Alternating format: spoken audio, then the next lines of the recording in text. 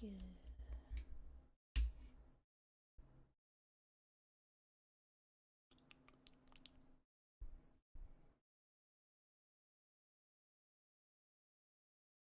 B.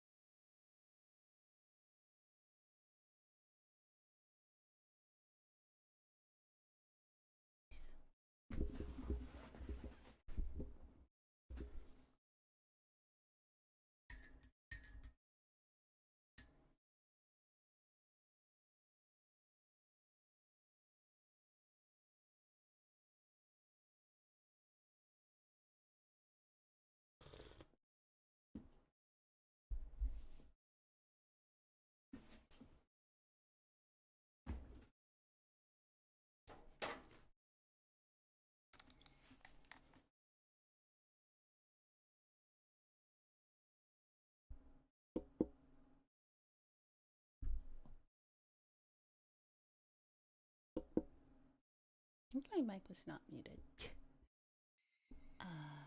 But that's okay. Anyway. Chapter 9. Lovely.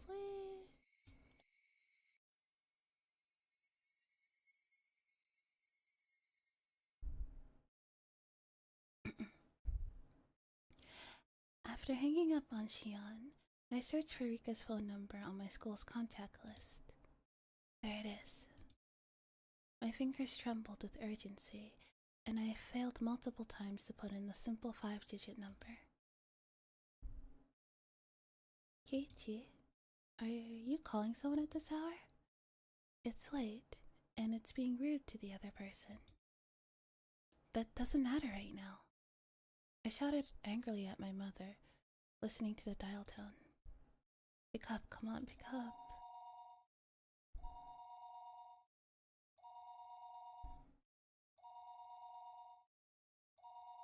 The time was 11 p.m. It certainly wasn't early. It was essentially the middle of the night. Had Rika-chan already gone to bed?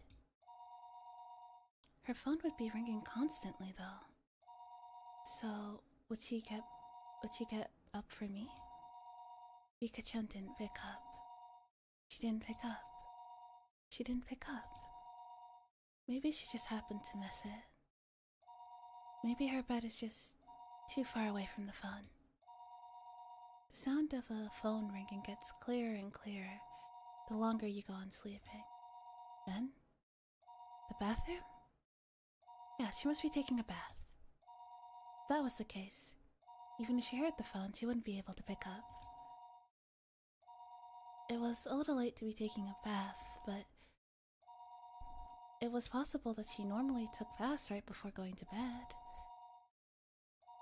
I'll wait 30 minutes, then try calling again.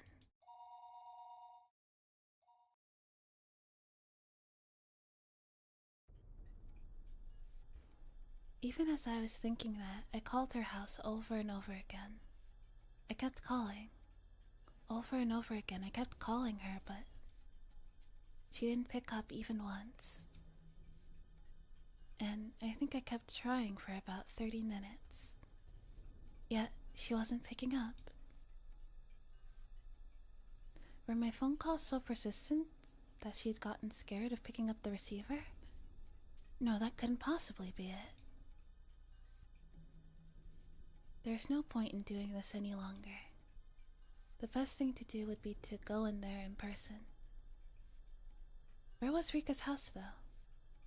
Shit, I never even asked her where she lived. Her residence was written there in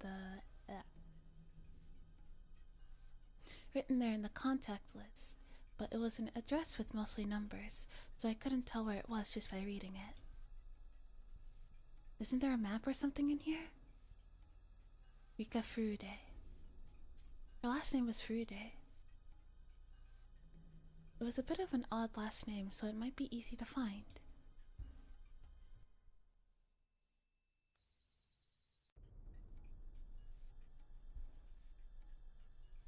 Thinking that, I rummaged through the door with the phone book, but could only find things like...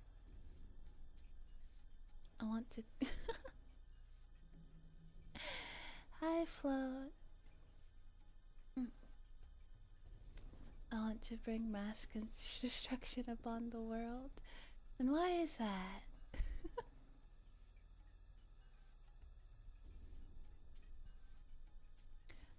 Oh!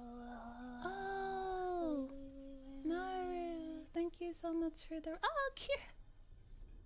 Oh, double raid! Oh, thank you! Thank you guys so much.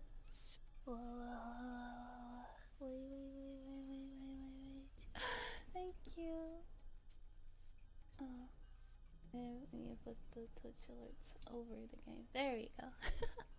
Thank you so much for the raids. Thank you. Welcome in. We're just having a little cozy ASMR reading stream. So... Yes, hi, hello. Thank you for following. So, you know, if you guys want to, like, relax and stuff, as perfect. The fluff has arrived. Thank you. Thank you so much. I really appreciate it.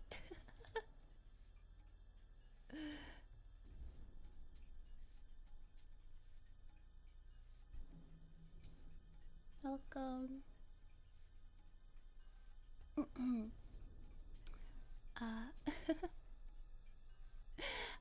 I hope you guys had a really great stream, and if you guys need to like get ready to go to bed and stuff, I understand. Thank you so much. Mwah. Thinking that, I rummaged through the door with the phone book, but could only find things like takeout menus and phone numbers for public establishments. Too cute is fun. Oh, thank you.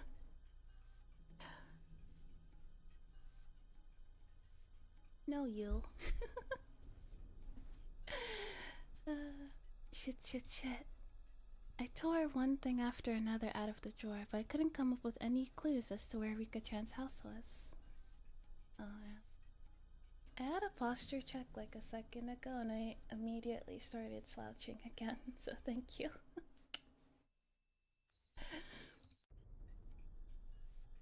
Calm down, Keiichi Mibara.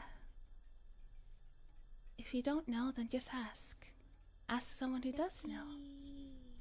Oh, thanks for the bits. Thank you. That's it. Rena's gotta know. I looked up Rena's phone number on the contact list. Rena Ryuko. There she was.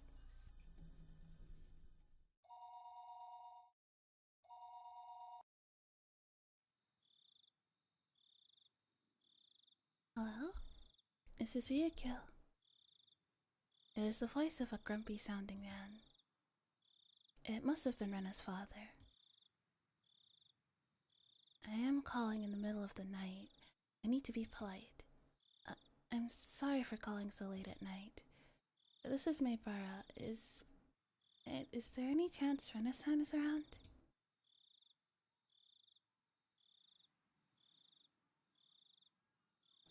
Reina is taking a bath. Oh, she's done? Reina? There's a friend of yours on the phone. Alright. Reina Ryuko was her real name, wasn't it? I gotten so used to calling her Rena that hearing her real name caught me a little off guard. Hello? This is Rena. It's me, Keiichi. Sorry for calling so late. Huh? Keiichi-kun? What do you need at a time like this? Like this? Well, actually, I wanted to know where Rika-chan's house is. Rena seemed a little appalled that I'd call her for something like that at this hour. However, she spoke her next words seriously, as if she caught on to how urgent my need was. Okay, sure. You know the assembly hall on the grounds of the Furude Shrine? There's a 2-story shack used for storage behind it. That's where she lives. I couldn't immediately visualize the place, but as long as I knew she lived on the shrine grounds, I'd just have to take a look around. Got it. Thanks. Sorry again for calling so late. I'll apologize to my dad for you too, would you? Okay, but Keiichi-kun, why do you want to know where Rika-chan lives? Rena asked in an unusually sharp way, pausing me before I could hang up the phone. I hesitated for a moment about whether to tell her. He was killed because I told him. Keiichi-kun? If you're still listening, could you answer me? Why are you asking where Rika-chan lives at a time like this?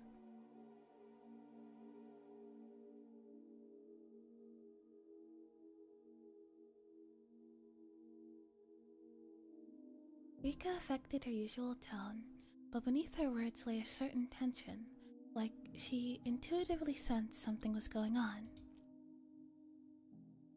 What will you do, Keiichi? If it's Rena, can't I tell her? He was killed because he found out. I revealed something, so he was killed. Keiichi-kun. Rena is being serious. Please answer me. Rena asked me once again in a tone so forceful I couldn't imagine her ever using it normally. I was taken aback by her vigor. Rena was Rika-chan's friend too. She had the right to be concerned about Rika-chan disappearing. If I told Rena, then, even if only for a moment, I could drive away my horrifying fears.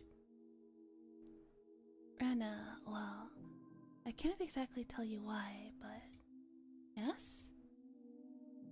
Rena's tone was seriousness itself. Just from that tone, I could feel her saying, no matter what you say, Keiichi-kun, I'll believe you. That subtle sense of security gave me the courage to reveal the truth. I have a feeling that Rika-chan is in danger. You mean like a premonition? Or do you have some reason to believe she's in danger? I really didn't have time to go back and forth with Rena about this. Still, I think listening to her calm voice soothed my pointless impatience. I don't have much reason, but... I still hesitated. I had told Rika-chan that we had snuck into the ritual storehouse. The mayor, to whom Shion had confessed before that, had already disappeared. So it's possible that Rika-chan also... I didn't know how to explain it to Rena. While I was tongue-tied, Rena spoke up. Sorry for asking something so weird. I thought about it, but it isn't like you need to be sure. Rena laughed a little, seeming a bit absent-minded. I wasn't really in the mood to laugh, so this time I was dumbfounded.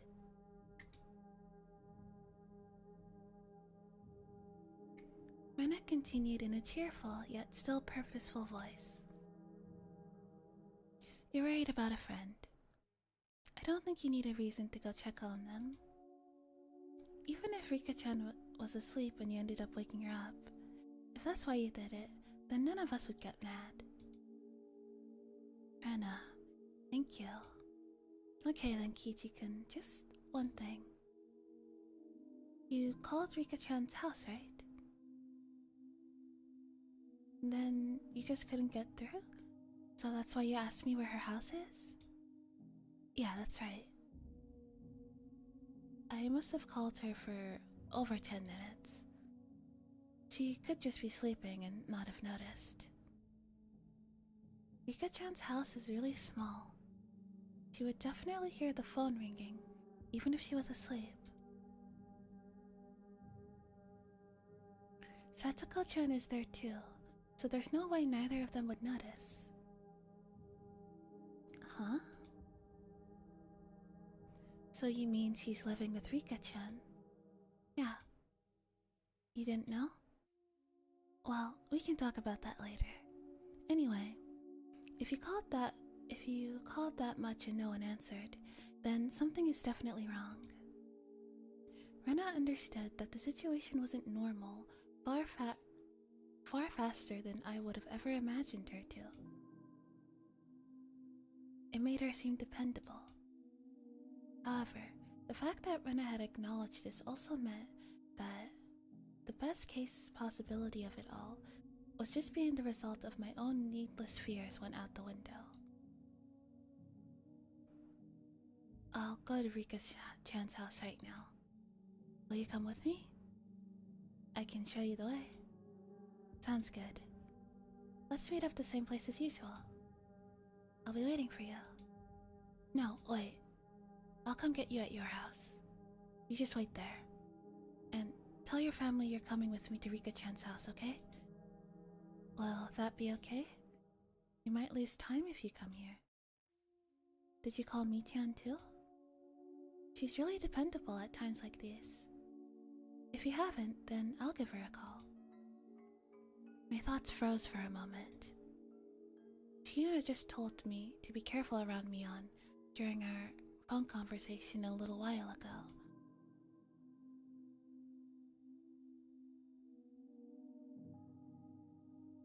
If the Sonosaki main house was somehow lurking behind the surface of the annual freak deaths, then the current heir to the family, Mion, wouldn't be uninvolved.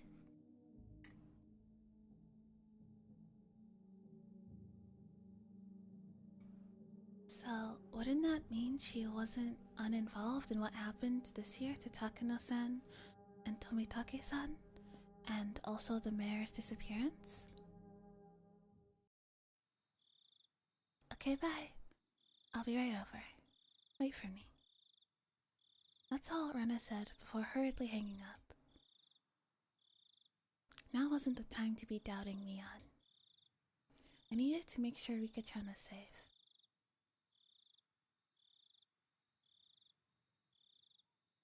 I got changed and grabbed the key to my bike. I figured things would go more smoothly if we met up in the place we usually do before school. Rena didn't need to come all the way to my house. My parents would probably have objected if I told them I was leaving, so I creeped out without a word. The night was unusually warm and disagreeably humid. She said that Rika-chan and Satoko live together, right?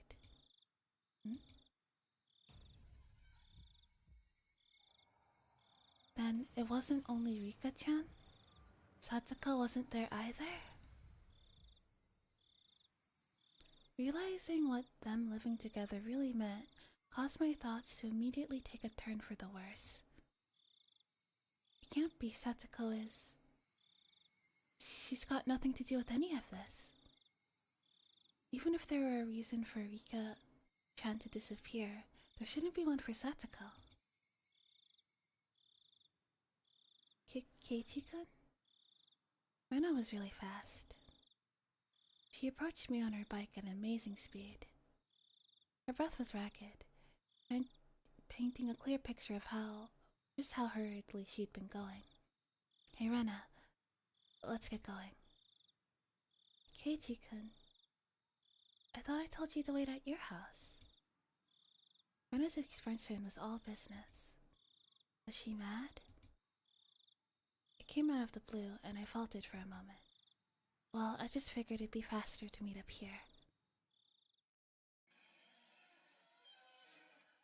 Keiichi-kun, don't you get it? Rena shouted, clearly angry. I'd never seen Rena like this before. Do I get it? What's the problem? Rena seemed to notice she was scaring me, took a couple of deep breaths, then continued as if admonishing me, but her expression didn't soften at all. Keiichi-kun. The whole village is in an uproar now that the elder disappeared, right? Yeah? Now you're telling me that Rika-chan and Satoko-chan aren't where they're supposed to be, right? Yeah? That about sums it up. Then you need to be more careful. Do you have any idea how dangerous it is to be standing out here alone in the middle of the night? I began to understand where Rena's anger was coming from. You told your family you'd be going to Rika-chan's house with me, didn't you? Drugstore cowboy, hello, hi. How are you this evening? So that in the worst case scenario, if you and I were to disappear, people would know when and where we did. Rate yourself? I'm doing pretty good. Yeah.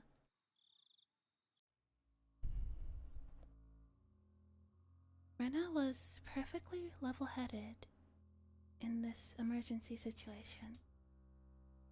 Ever since the night of the Watanagashi. Every night, someone had died or disappeared. On the night itself, Takano-san and Tomitake-san met strange ends. On the next night, the elder vanished. Just going to lurk tonight? Hope you have a nice stream. Oh, I hope this stream makes good background noise and helps you relax. Have a good night, cowboy. Mwah. On the next night, the elder vanished. Now, on the next night after that, Rika-chan and Satoko were nowhere to be found. I hadn't been thinking of anyone but myself, but it wasn't enough to say that Hinamizawa was a little weird at the moment. It was, in fact, extremely strange. Rena had even anticipated our own disappearances and told me to tell my family where I was going. I was embarrassed at my own carelessness, and the need to be embarrassed made me afraid of the night. Sorry, I didn't tell them yet. Okay, then let's go tell them together. Hi Radio, how are you?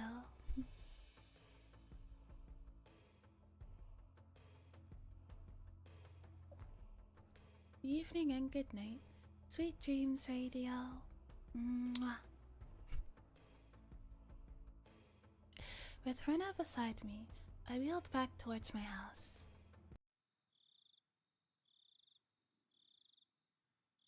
The moon seemed strangely high in the sky. A sky that was uselessly vast and cold.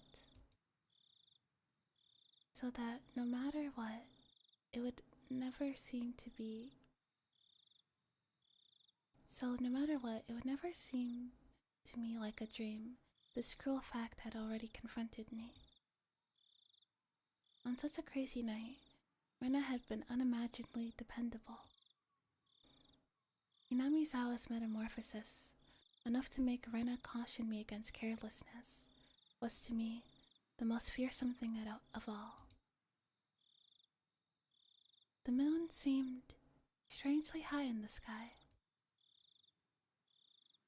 She met up with me on the way, and she, of course, was unsure whether to believe me about Rika-chan and Satoko's disappearance. Kate-chan, are you serious? I'm going to get mad if this is a joke. Mion was clearly displeased. If this were a joke, it wasn't very funny. I understood. Thank you as always for your service. You're amazing. Aw. I do my best. Do my best to help people. If not fall asleep, at the very least just relax. Decompress after a long day.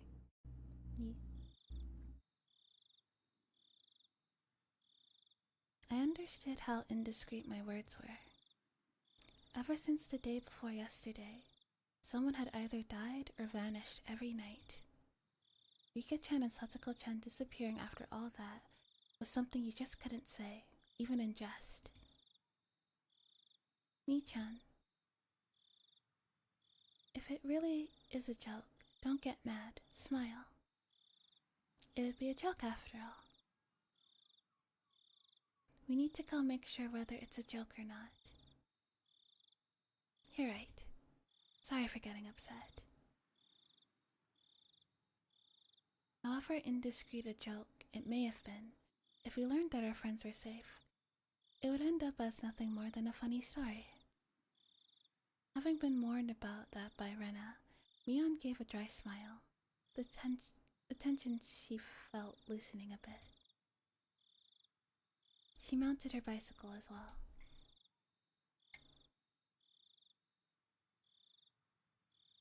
Our three bicycles' light flashed down on the pitch-black roads. They were some of the only illumination outside.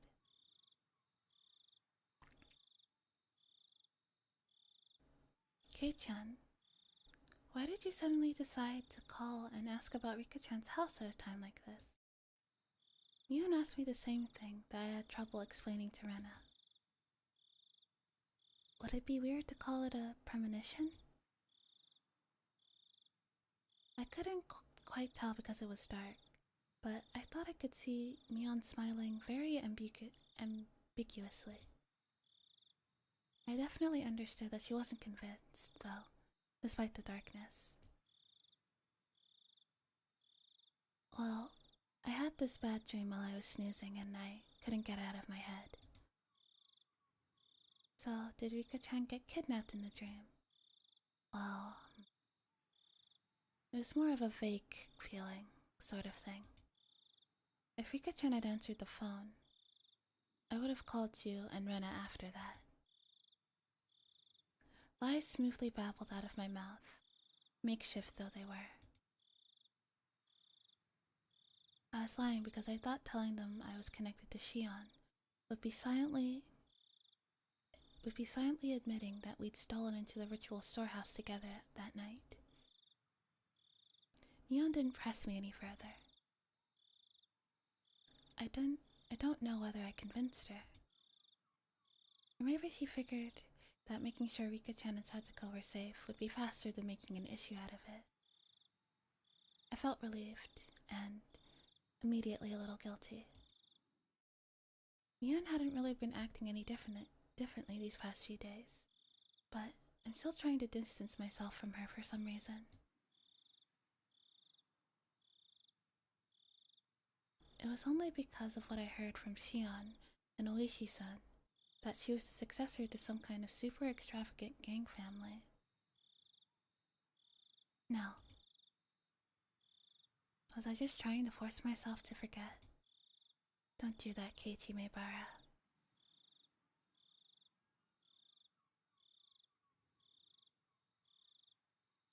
Wasn't it Mion who was the first to ask about the night of the Watanagashi?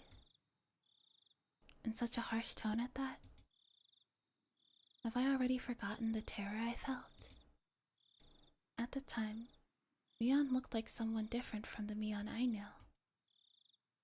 When I think about that Mion, then Shion and Oishi's descriptions of Mion mean a tiny bit more sense. That's it, isn't it? If it wasn't for how she acted that day, then I wouldn't be feeling this way towards her now. What on earth was going on with her back then? I was conveniently thinking only of everything she had done after that, while disregarding the very first thing, the thing that I should have been looking at most, wasn't I? Mion was paddling her bicycle in front of me, her long hair fluttering in the wind. No matter how long I looked at her back, it never gave me answers to any of my questions. We went all the way to the stone steps leading up to the shrine grounds. Of course, we weren't going to want to haul our bikes up there, so we parked them outside the staircase instead. So this is the Furude Shrine. Everybody comes and goes as they please, as if it were a park, but this place is actually a grand estate owned by the Furude family. So the entire shrine is public property, or private property. It really makes you feel the passage of time. 10 or 20 years ago, it would have looked the exact same. Then wouldn't that mean that the Furude family is really old? With a history going back for generations? Yeah, they're gone. That's odd. Rena said something clearly disquieting, so I ran over to her. What's wrong, Rena? Rika-chan and Satsuko-chan always leave their bicycles here. See? They're gone. I took a look around. Indeed, there are no other bicycles aside from the ones we'd taken to get here.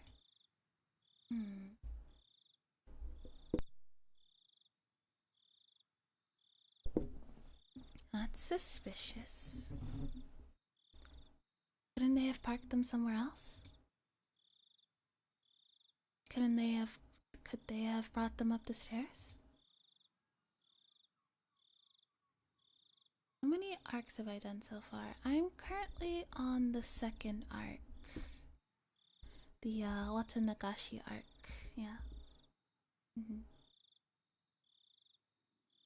And I think we're on chapter 10, and I believe there are 15 chapters, so almost done, yeah. Those girls couldn't do that, Keiichi-kun. Just as he said, I couldn't imagine Rika-chan and Satsuko lugging their bikes all the way up here. I don't remember the names of the arcs. I've only seen the anime. I do want to read the manga sometime. Yeah, it's a really interesting story. I'm really enjoying it.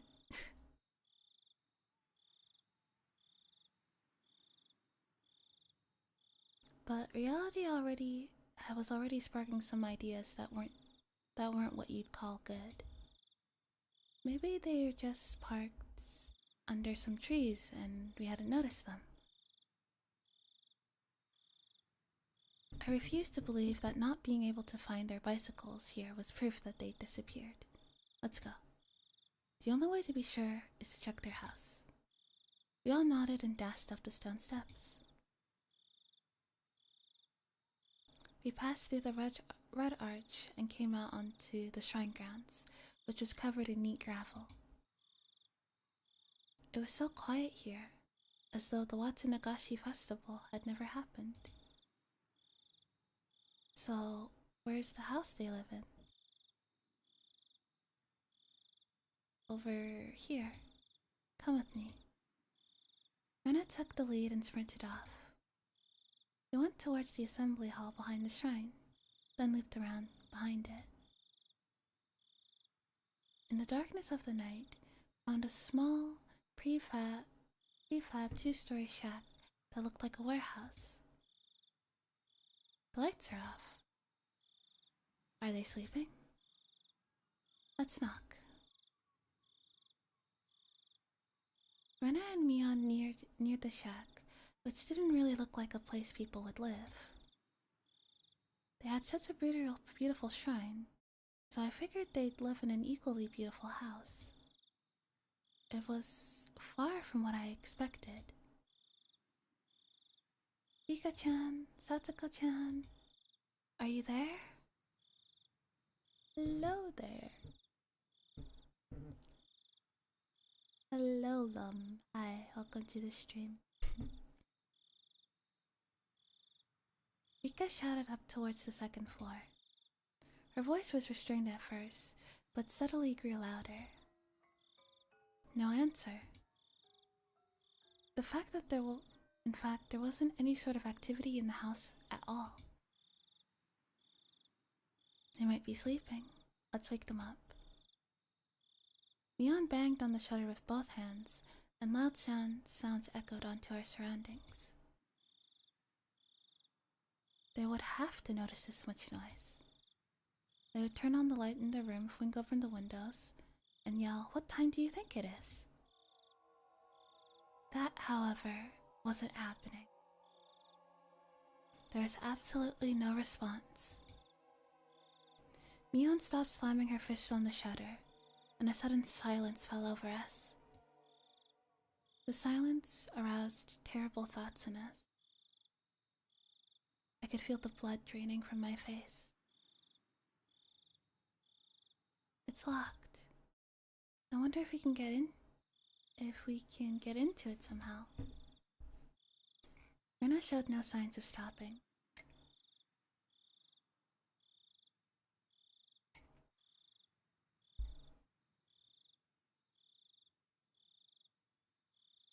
It didn't look like she would admit they weren't there until we went inside and saw for ourselves. That refusal to give in gave me strength. The second story's windows wouldn't be locked. I'll give them a try. Reach on a ladder. Mian brought over a ladder that was standing against the house. The footing was a little unstable for me to be climbing it, but Mian held the ladder firmly in place for me.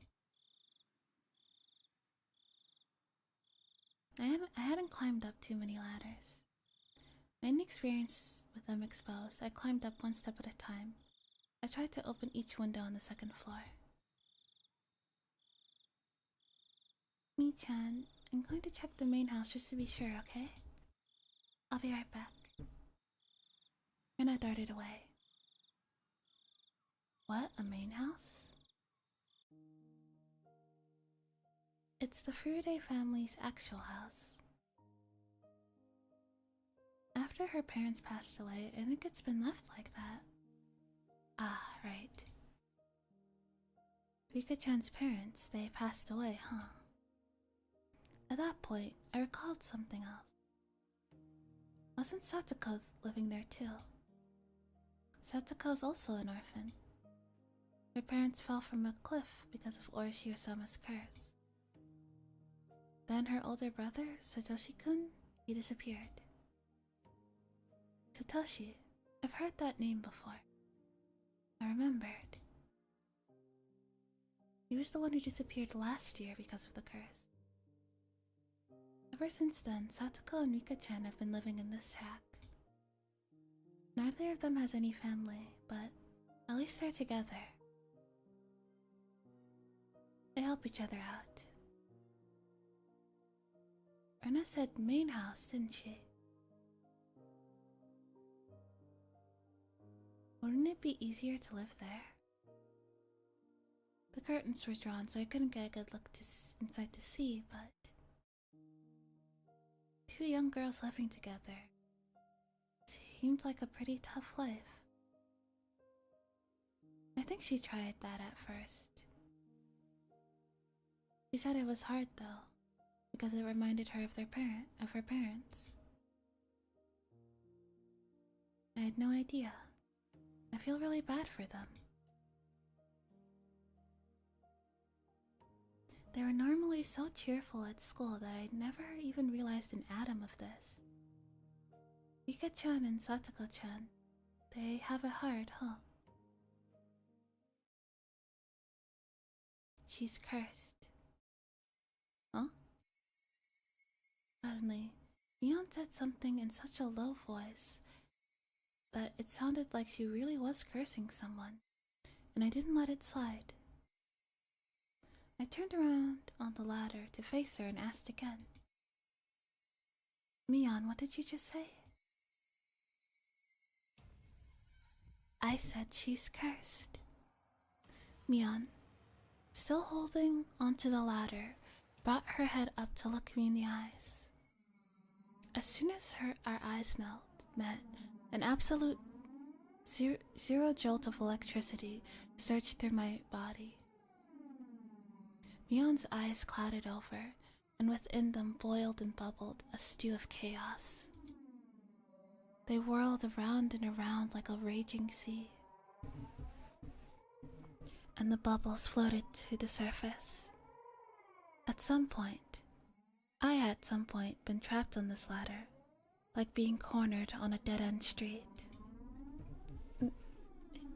Mion, why are you making that face? I intended to follow up with, "You're going too far with this joke," and give her a forced smile. However, even on such uneven footing as I was, the only thing that came out of my mouth was a hoarse groan as I desperately struggled not to let nausea overwhelm me. Satsuko Hojo. She's been cursed by Oyashiro-sama. Mion answers with a response to something I've never asked, as if replying to somebody else's question. The only people who fell from the park observation platform were her parents. Only her parents, who treated her like dirt, died that day. She was the only one to survive. Then she was sent to live with her aunt, who treated her cruelly. Her aunt was killed on the night of the Watanagashi by some deviant, who beat her to death so violently her brains were everywhere, and her head was an entirely different shape by the end of it. Then Satoshi-kun, who always protected her. He suddenly disappeared on her birthday. Someone made him disappear even though he wasn't abusing her. The police judged him to have run away from home, but Satoshi wasn't the kind of person who would do that. He was always earnest. He would never ask for anyone else's help. He would always drag himself through everything with hard work alone. He worked so hard he nearly ground his bones into dust. All for his one and only little sister. Yet someone made him disappear. She was the only thing he lived for. And yet someone made him disappear. Poor Satoshi-kun. He was never rewarded that Satoshi-kun. How ungrateful that child is. She is cursed. All who get near her suffer the same fate. The curse kills them, or the curse makes them disappear. She cannot have any relief. She cannot have any relief. It's probably Satsuko's fault that Rika-chan disappeared too. It has to be it, it has to be it, it has to be it, it has to be it, it has to be it, it has to be it, it has to be it. Mion was mumbling words over and over that were no longer coherent. Her shoulders were trembling so hard that I could feel it through the ladder. I almost lost my footing, which made me realize just how far away from the ground I really was. Calm down, Neon. I don't know what you're talking about. I wasn't sure if she even heard me. Neon rocked back and forth. That rocking and trembling was becoming even more violent. Help me. The ladder, it's falling. Me. Help! Just then, I heard the sound of many people running towards us. Oh, hey. Over here. I very nearly said help me outright. 4 or 5 adults led by Rena ran over with flashlights. Keiichi-kun, Mi-chan, sorry it took so long. I borrowed the key.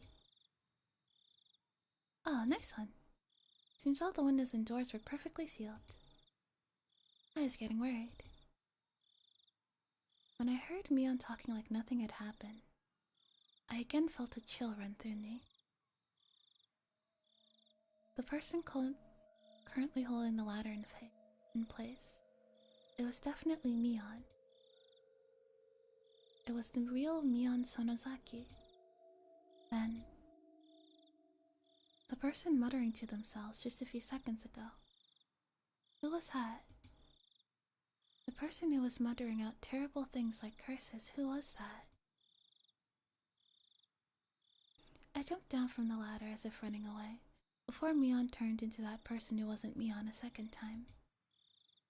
The adults tried a few different keys on a keyring as they tried opening the big shutter on the first floor. Rika-chan's house used to be a disaster shelter for this town council, so the key to the shutter is still kept in the mayor's house. It's Rika-chan and Satoko's private residence now. Well, this is on Rika-chan's property anyway. Nobody complains about it. Mion gave me a smile as she said that. I, however, could only return her gaze with an caustic expression. Mion was acting all too normal now, but that only contrasted all the more sharply with her earlier un-Mion-like creepiness. Bang, bam, clatter, clatter, clatter, bang. The shutter opened up for the first time in a very long while.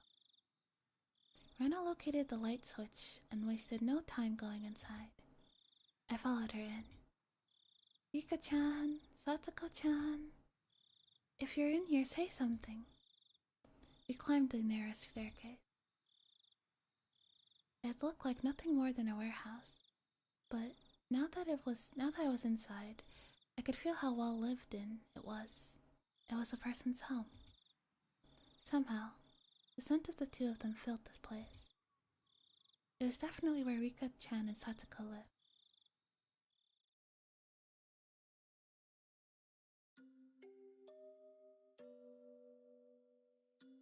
The first floor doubled as a town assembly warehouse, but the second floor was a space entirely for living.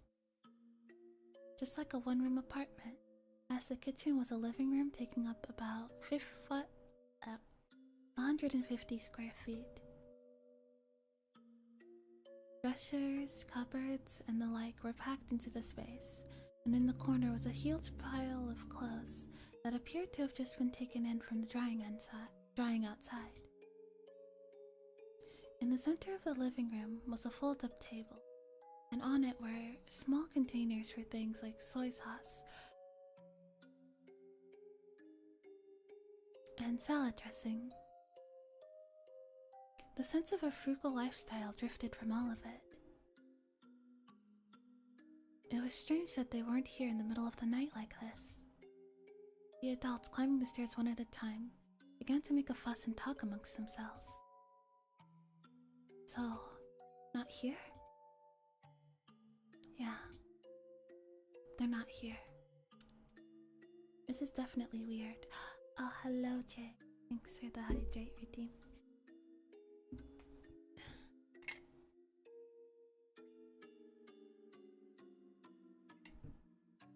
How are you?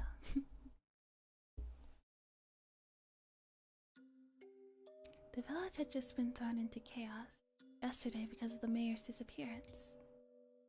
Then today, even Rika-chan and Satoko had. Were they out playing somewhere together? That can't be. Making some food, but made it here on time. I'm glad you're here. Their bicycles weren't here though. Could they have gone so late at night? Have they just not come back yet? Where did they go? The adults put forth various possibilities that the house immediately devolved into a state of confusion. Eventually, Mion settled them down. I don't want to believe it, but the mayor Kimiyoshi disappeared yesterday. We can't say that this is unrelated. The adult's faces paled at Mion's declaration. Mine and Rena's did as well. Let's see. They could have gone nearby for some help, for some tea or something, then accidentally fallen asleep. Whoever invited them might just not be able to wake them up at all, too. Let's eliminate that possibility first.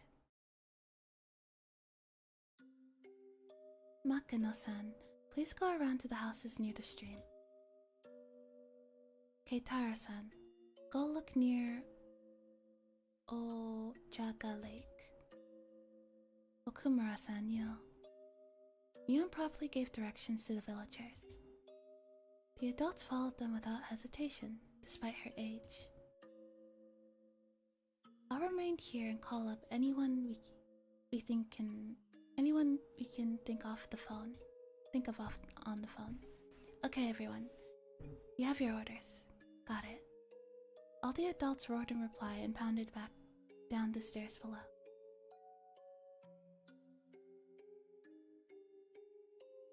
Ah, Ni-chan. Not only the chairperson of the school, but Inamizawa too. No time for jokes. Hey, step aside. This old man's using the phone. Mion grinned proudly, took the receiver, and got started. Rena gave Mion a trusting look, considering her dependable for doing all of this. My feelings, though, were a little more complicated, since her leadership seemed to be affirming the Sonosaki family successor impression that Shion and Oishi-san had given me. But in last chapter's tip, it said that the successor was Shion, not Mion. So, theories. 1. Translation error. 2. The person who wrote that tip confused Shion and Mion. 3. Shion is actually the successor, and Mion is not.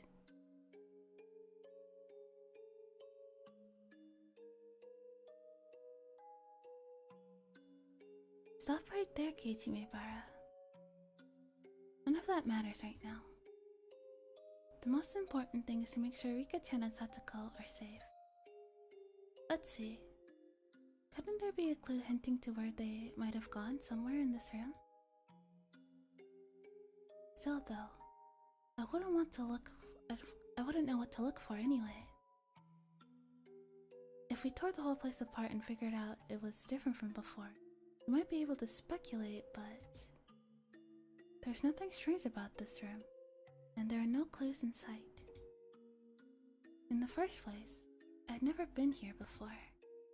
There's no way for me to know what was different if I didn't know how the room usually looked.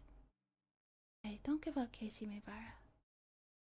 Stop thinking and start looking. For something. In search of something, I tried pulling open the dresser drawers and opened the windows. I didn't uncover anything meaningful though. Rena, also unable to stand not doing anything, was looking around the room like I was. Rena.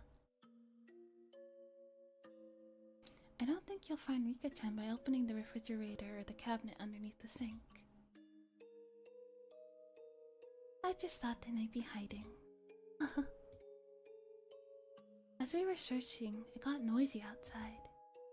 Villagers were quickly assembling here, having heard the commotion. Of course, a lot of them were probably people Mion had called. I'll go tell everyone what's going on. The police will be here sooner or later too. We need to explain the situation to Oishi.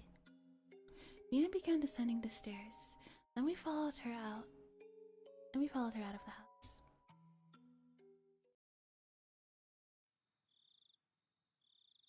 There are already around 10 adults there, and all of them looked uneasy.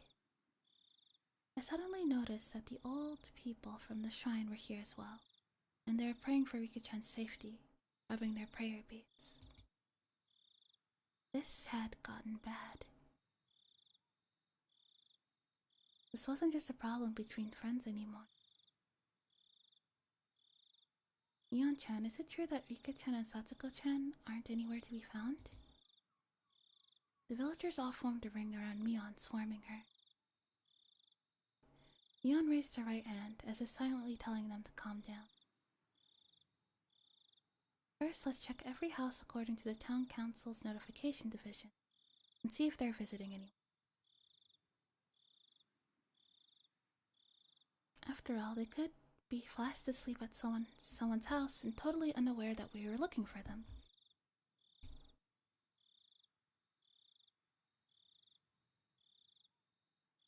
It would definitely be hard for someone to wake up Rika-chan if she had eaten a good full meal and fallen asleep like a kitten afterwards. Oh, how nice it would be if that were the case. I don't want to think about this, but it's also possible that something bad has happened. Mion's face grew unremarkably more grim, and a wave of silence washed over the adults. We should divide up the work too. We'll go around to all the places we went last night while looking for the mayor.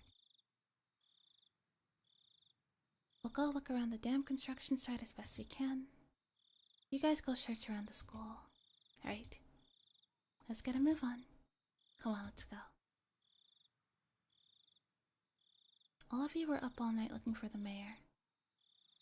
I know you're all low on sleep, but please do your best. Got it.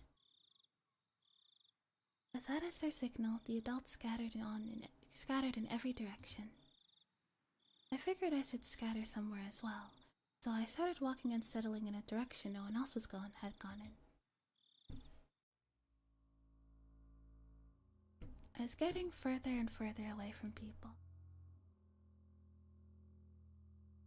I didn't feel scared or anything, though. If someone were made to disappear, Shion and I should be first. It would have been perfectly normal for me to be scared of the dark. However, I didn't feel that way. Why was that? It was because tonight, someone had already disappeared. So nobody else would disappear tonight. It would take some time before I, exhausted as I was, would feel the guilt at the cause of my own selfish sense of relief.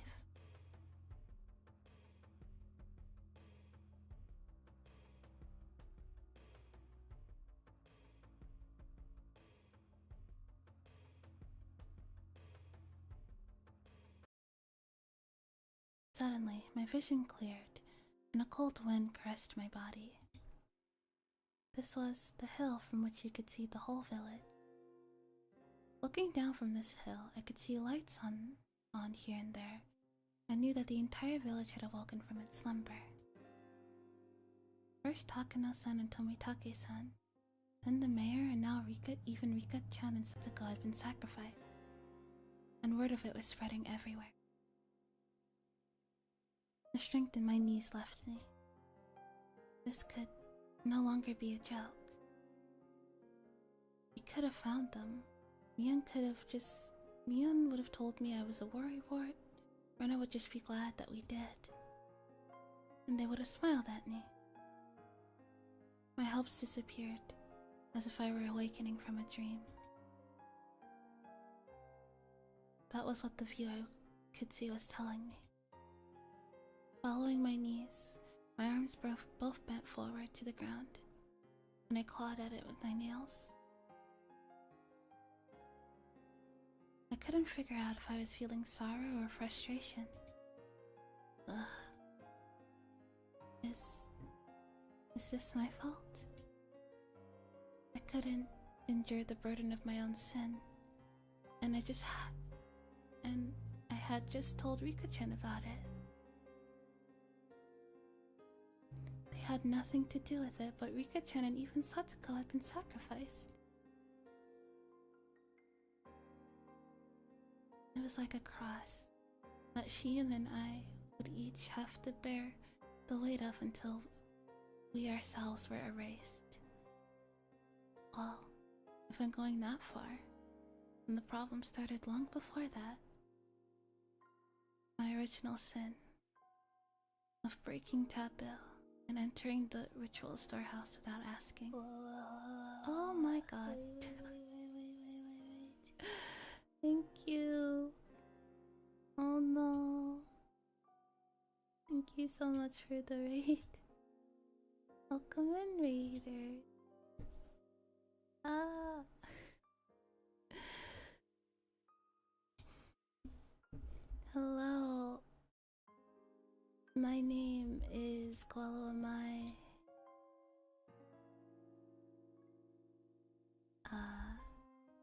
Hello.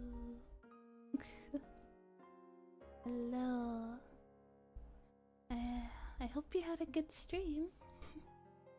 Yes, hi. Thank you for following. Crucible the Fox, thanks for following.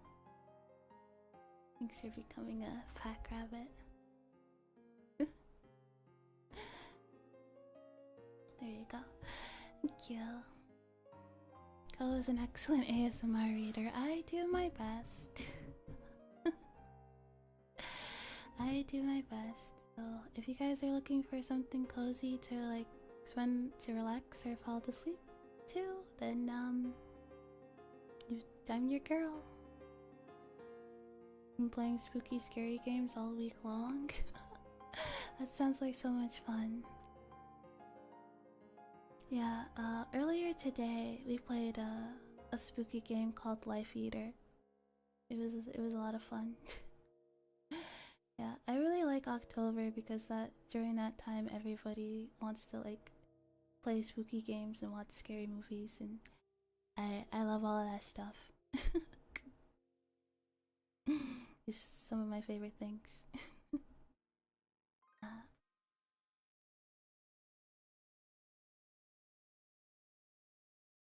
But like raiders, if you guys need to like dip, you need to sleep, get some rest, get some water, please do. Parasocial and ended with Angels of Death.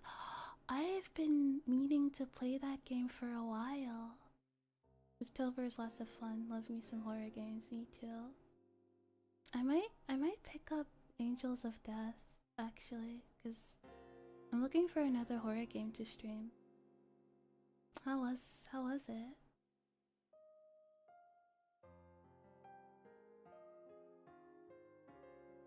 I knew I shouldn't have gone in there from the start. Yet I lost out to keep curiosity.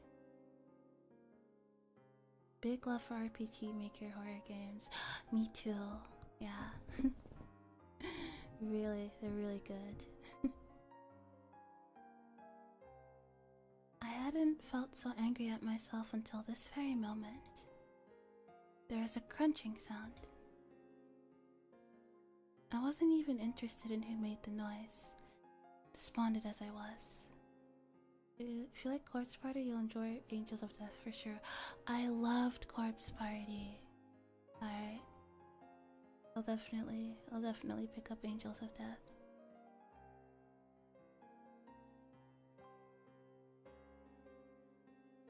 Keiichi-kun,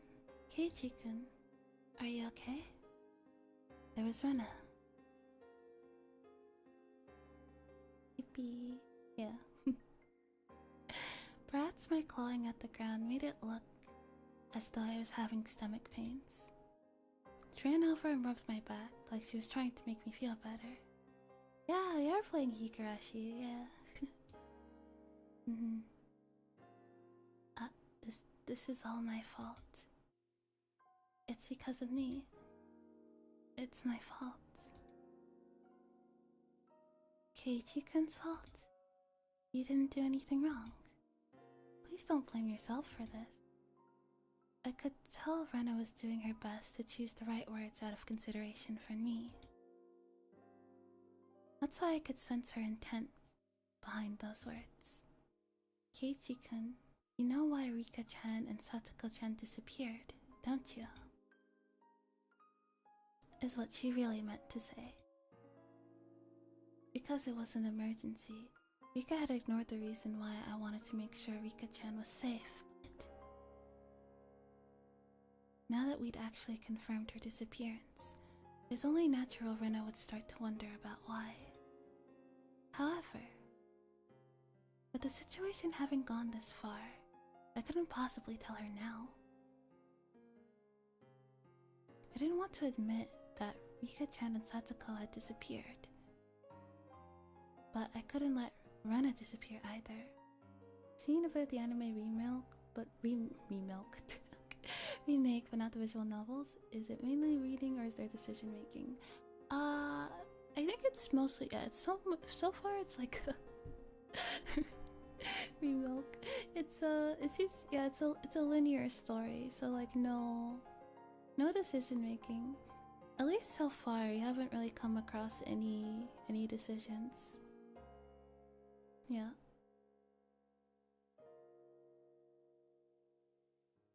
Keiichi-kun. Yeah. If you stay out here in the wind, you'll catch a cold. Rena sat down, bringing her eyes level with mine. They told us that children should go back home to sleep. Rena showed me her watch as she said that. It was long past 1 in the morning. Time was passing too quickly. Had I been crawling around here for that long? If we don't sleep soon, we'll have trouble getting up for school tomorrow. Even the adults are really worn out since they were up searching for the mayor last night too. They're saying they'd break up a little earlier tonight.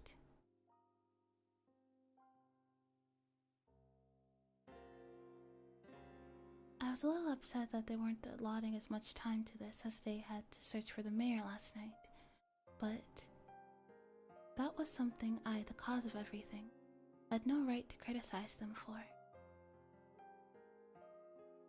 It's alright. The police arrived a little while ago. Look, there's police cars coming to the village right now. What up with the kill counter? Oh, yeah, because so far 2 people in this visual novel have died so far, so... Anytime I play a game where, like, people die, I like to put up a kill counter.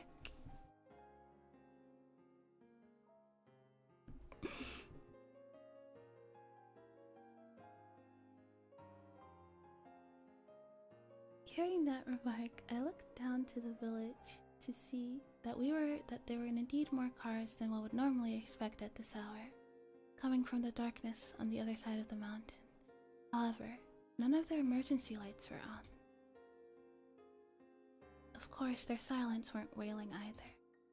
That's right. All of the incidents that occurred right after the Watsunagashi are seen as a project of Orochi-Osama's curse, and would be handled in secretly. I thought it was how many times the main character got ditched and made a wrong turn. Yeah. Oh, that's also a good idea. like a bad end counter. Mika-chan and Satsuko too. Their disappearance would end up exactly like the other serial incidents in the past. Surreptitious, unresolved, declared a mystery, and disappear from memory. Mika-chan's face, her sweet face like a western doll's, fade away. Satsuko's smile, her energetic fanged smile, would fade away. The more I tried to remember them, the less I would be able to. I deserved to be called an idiot dozens of times over, and it wouldn't be enough. I couldn't hold back the tears at my own sheer stupidity. I don't know what you're blaming yourself for, Keiichi-kun, but you should stop. I wasn't about to deny it. I couldn't. Even so, I couldn't affirm it either. I wanted to at least keep Rena out of this. If she found out, she would become involved.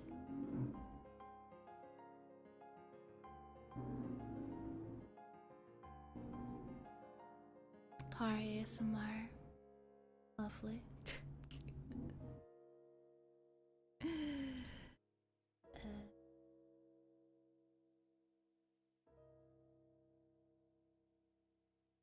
I have the noise gate on.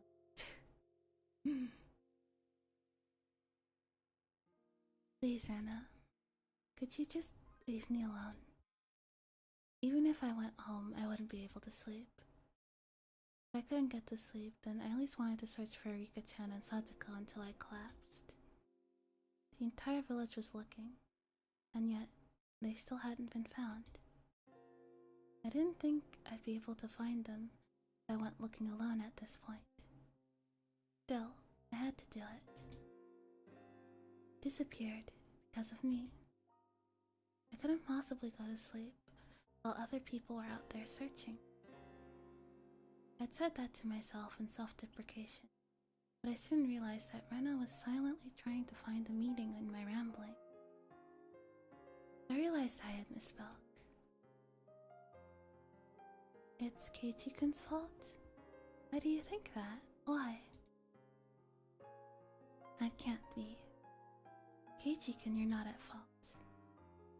I was happy that Rena said these things to me, but she only did so because she didn't know the truth. She knew that everything had been caused by my breaking the taboo on the night of Watsunagashi, then even Rena would curse my existence. However, I can't even allow for those curses.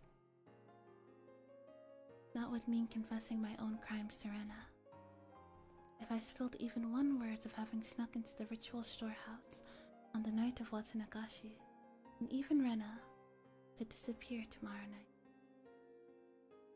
The gentle, spirited, always joking, always hawing, but at a time like this, the most dependable person in the world, Rena, might disappear.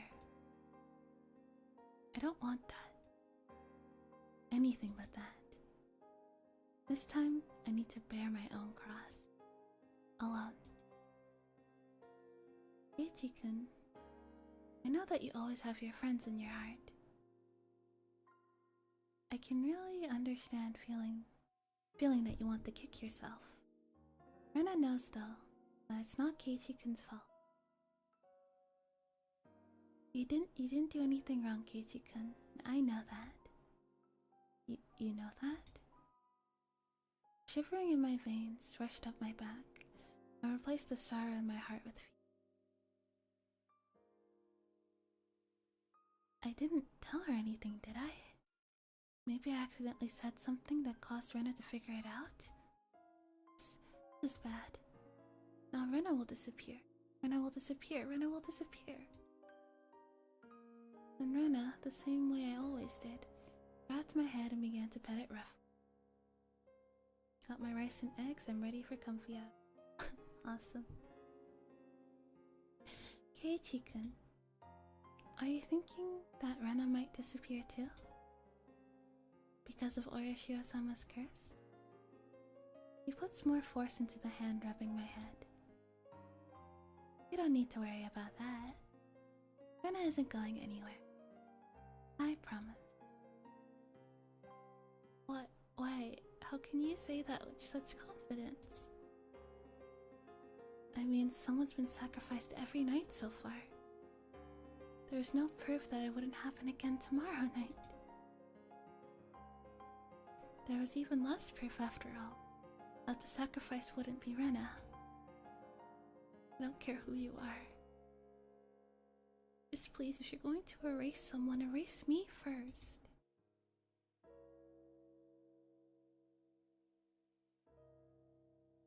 Please stop really getting rid of people that we're close to, like the mayor for Shion and Rika-chan for Satoko and me. Shion's hysterical shouting came back to mind. They must be planning to kill us last of all. They're not killing the first people who come to mind. They start by killing those we're close to. Then after they caused us so much pain, they'll kill us. That must be what they're doing. Rena, please don't disappear. Please don't. As long as I'm still here. I could no longer conceal the sobs welling up within me. Come on, Keiichi-kun. Crying doesn't suit you. Let's go back to the other. The housewives are cooking some miso soup for us.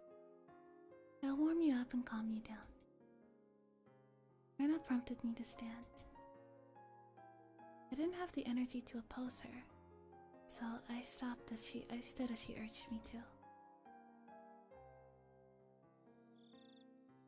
We returned to the shrine grounds to find several gas stoves there, with miso soup in big pots. Many villagers there sipped the soup they were given in dead, stony silence. Their expressions were absolutely exhausted.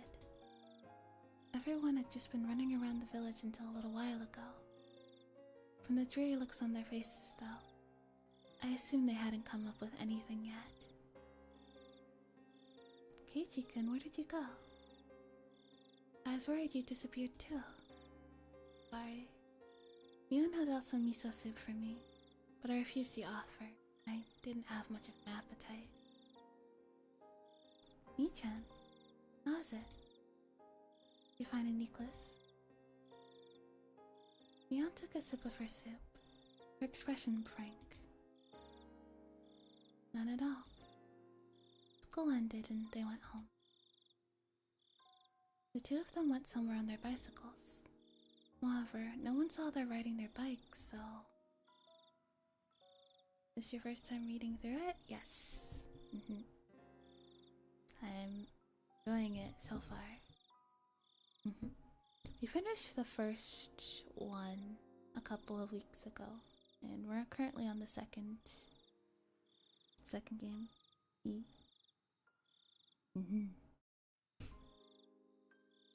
When it gets dark out in Hinamizawa, people quickly vanish from the streets. Aside from adults hurrying back home from town in cars or on bicycles, it was normal to see absolutely nobody walking around outside. It wasn't at all strange that nobody had seen Rika-chan and Satsuka riding their bikes. It was the same last night with the mayor. There's no hope.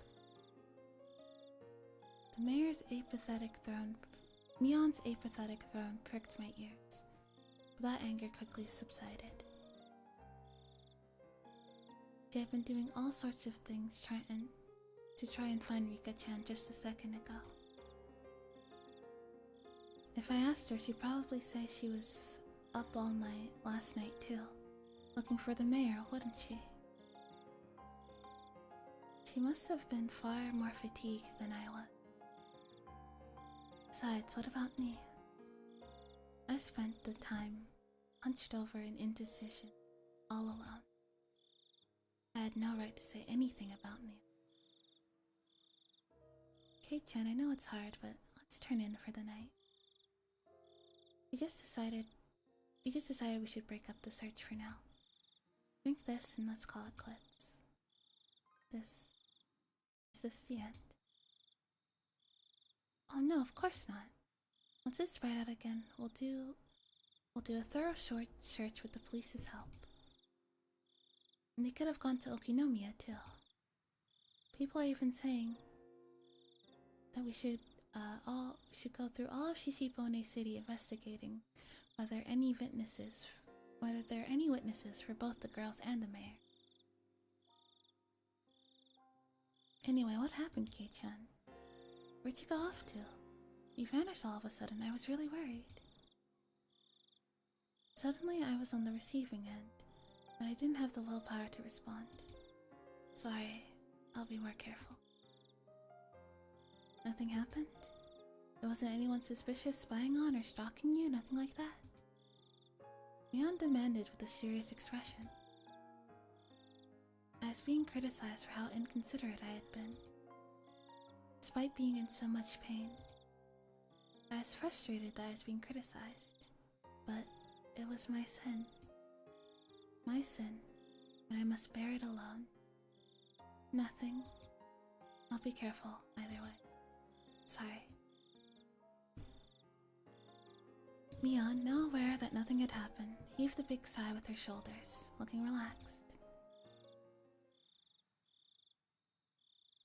Oh my. I knew I smelled something good coming from over here. I'd be much obliged if you'd allow me to have some. I heard the repulsive voice of a fat man. It was Oishi-san, trailed behind a handful of police officers. He was acting energetically, in a way unfitting given the situation. There's not much left, but you can have some if you want. Mion didn't like Oishi-san very much. Her cold attitude, though, didn't seem to bother Oichi-san in the slightest. It was like splashing water in a frog's face. Oh no. Miso soup leftovers have a bit too much salt for my taste. Confound it. Would you like any? He recommended it to his subordinate, but everyone gave out dry smiles and refused. So have the police gotten a hold of any clues? Rena's smile was warm enough to replace the miso soup. Don't you worry, little missy. Everything's fine. We're searching for them real good. He didn't say a word about having found any new. In other words, there had been no progress. That was an annoying way of beating around the bush. In any case, it really has gotten late. All you youngsters should go on home and get some sleep. It'll be bad for your health otherwise. Yeah. Kei-chan, Rena, get some rest. These guys get our tax money, they'll handle it from here for us.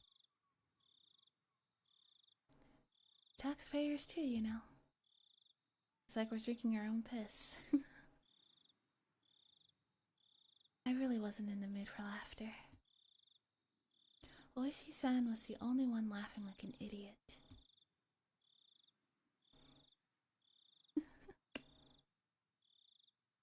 Okay, seriously, please do your best. Let's go home, Keiichi-kun. It'll be harder to wake up tomorrow if we don't. Yes, that's right. I can always bring you home if you need. Kuma-chan, why don't you bring the car around? No thanks. Nani? That was definitely a weird way of putting it. We came on our bicycles, so... No need to worry. Came in a truck. We'll just throw the bikes in the back. We may have gotten pretty sleepy, but we just needed to ride home at this point. I didn't want to bother the police like that. Rena, however, nodded. Okay, if you insist, we'd appreciate it. It's probably safer than if we went back alone. When I thought carefully about it, I realized that Rena's idea was extremely rational. That it's decided, let's get a move on, shall we? Okay, bye. Good night. Rena, Kei-chan. Yeah. Ii-chan, you go to bed soon too, okay? Good night. I waved my hand as well, saying goodbye. Rika-chan and Satoko still hadn't been found. My unease, however, was steadily being pushed away by sleepiness. Rena showed the police where our bicycles were, so that Oishi-san could haul them into their truck. He prompted us to get into the back seat.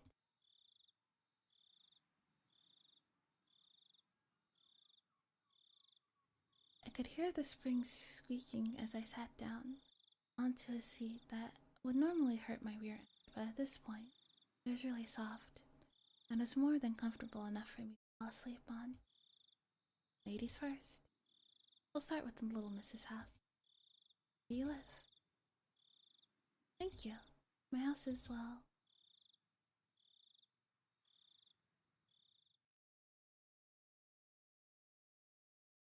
Rena's voice slowly grew distant. I felt myself being sucked into the void of sleep.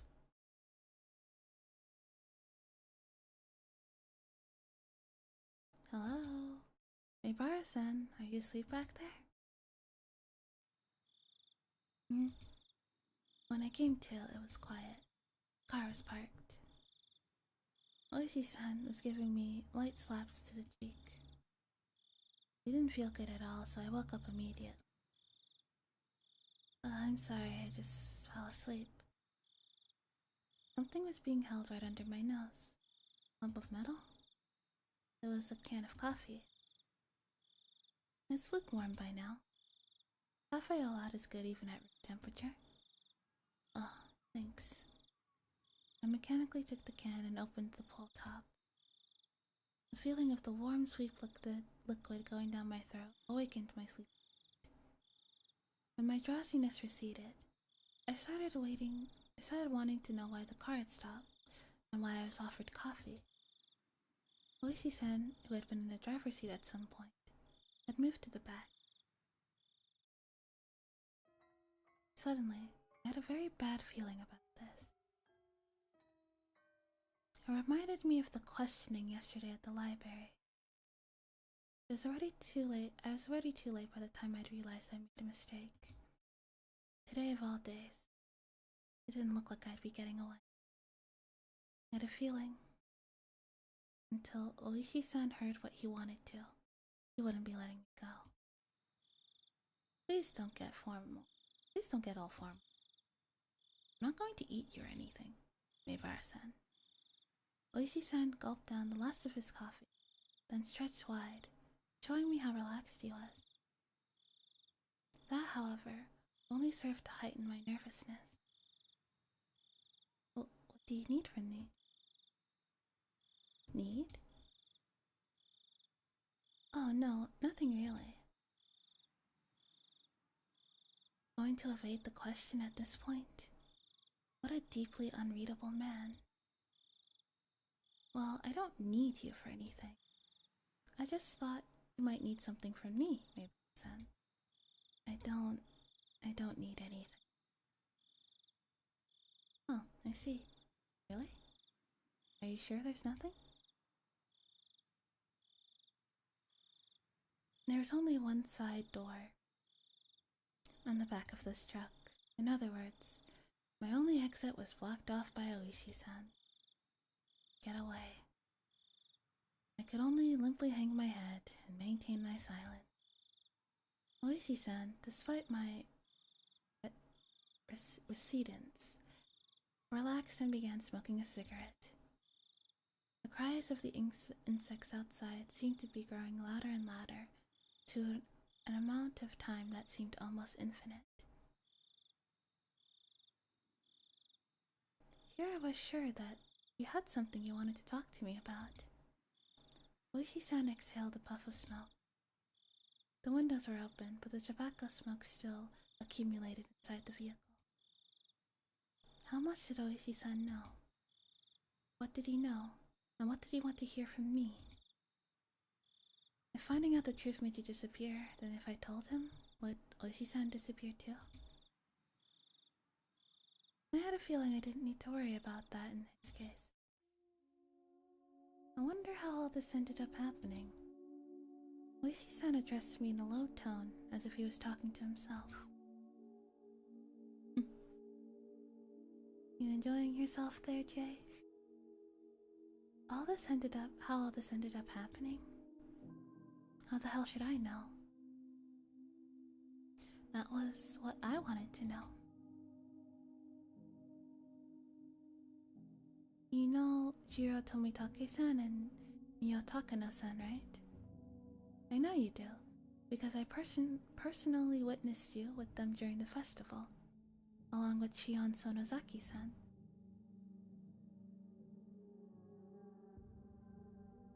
Do you know how Tomitake-san and Takano-san are doing now? They're dead. They're on the kill count.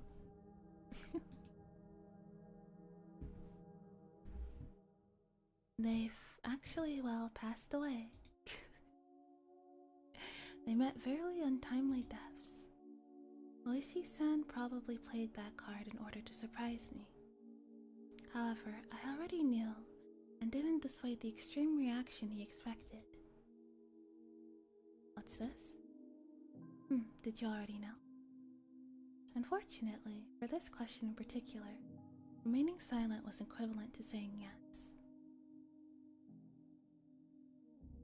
Oh, so then, did you also know?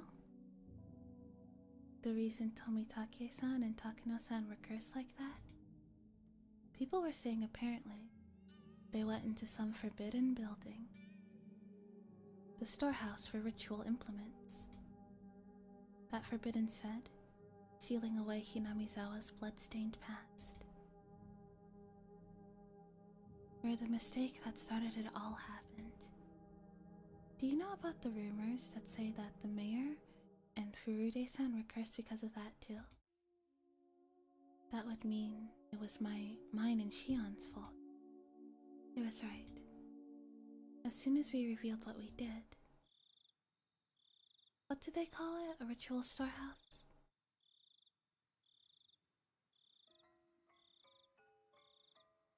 They're saying it was bad luck. The lock to it had been replaced by a simpler one, which made it easier for thieves to get inside. What? This was news to me. Until last year, it apparently had these big bars and a huge padlock on it. You mean, ever since the priest and his wife passed away, Rika Furude-san has been managing the place, right? Apparently she talked to the mayor saying she wanted them replaced with a lighter, more simple.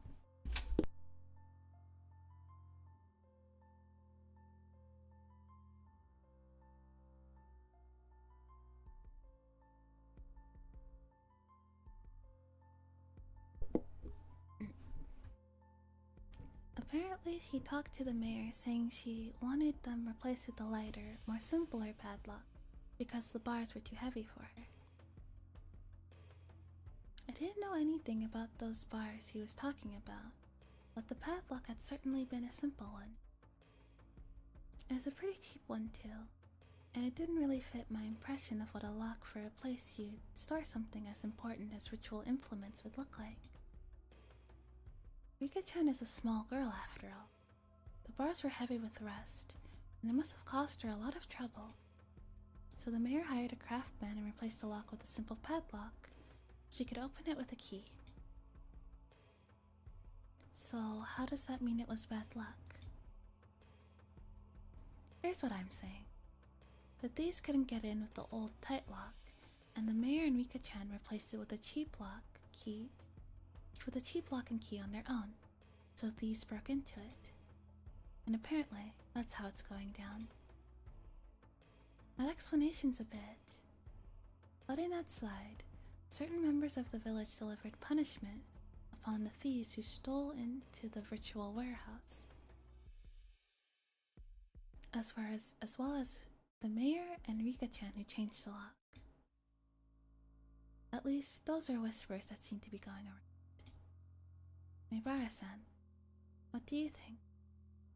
What do I think? I don't really know what you mean by certain members of the village. Are you familiar with the three families?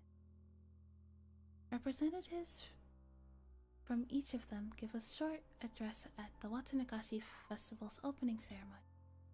Did you see them? I came partway through the festival, so I don't really... The three families are the three oldest families in Hinamizawa. To give actual names, the Kimiyoshi family, the Sonozaki family, and the Furude family. They each have quite the lineage, it seems. Long ago, it said that everything in the village was decided by a council of the three families. The Kimiyoshi family, Old Man Kimiyoshi, meaning the mayor's family. Sonozaki's family was Mion's, and the Furude's family was Rika-chan's family then. After the war, the Sonozaki family quickly expanded their influence. Practically speaking, after leading the fight against the construction during the dam conflict, they jumped to the top of the hierarchy in Hinamizawa. You see though, in accordance with the old way, they still decide important village matters only after consulting with the three families. That's why the leaders of the three families each have their own addresses at the start of Watsunagashi. In other words, the mayor, the old lady currently in charge of the Sonozaki family, and the last remaining member of the Furude family, Rika-san. Meal is finished. I'll still be here, but I'm in a call with my friend at the moment. You're doing good, Ko. Thanks. I hope you enjoyed your meal. I heard that the Sonozaki family was pretty high up there, so Rika-chan's family was just as old. Well, as you're aware, she has no relatives at all. In reality, the Furude family holds pretty much no influence. However, it seems like people gravitate towards Rika-san on a personal level. I hear that many of the village's elderly have a blind faith in her. It was certainly true that Rika-chan had an odd sort of charisma amongst the elderly. So, what are you telling me? What are you telling me all this about all this three family stuff for? Oishi-san paused for emphasis, lighting another cigarette. I've explained a lot, but I suppose it's still not enough. I'm asking because I don't understand. Oishi gave me a dry, meaningful grin and blew out another big puff of smoke.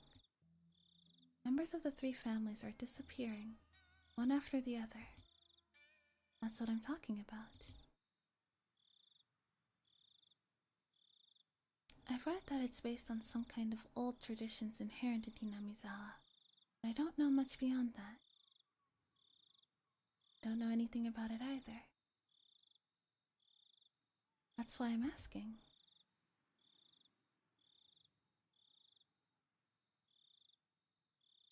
The leaders of the Kimiyoshi and the Furude families have disappeared, so maybe the leader of the Sonozaki family will disappear next.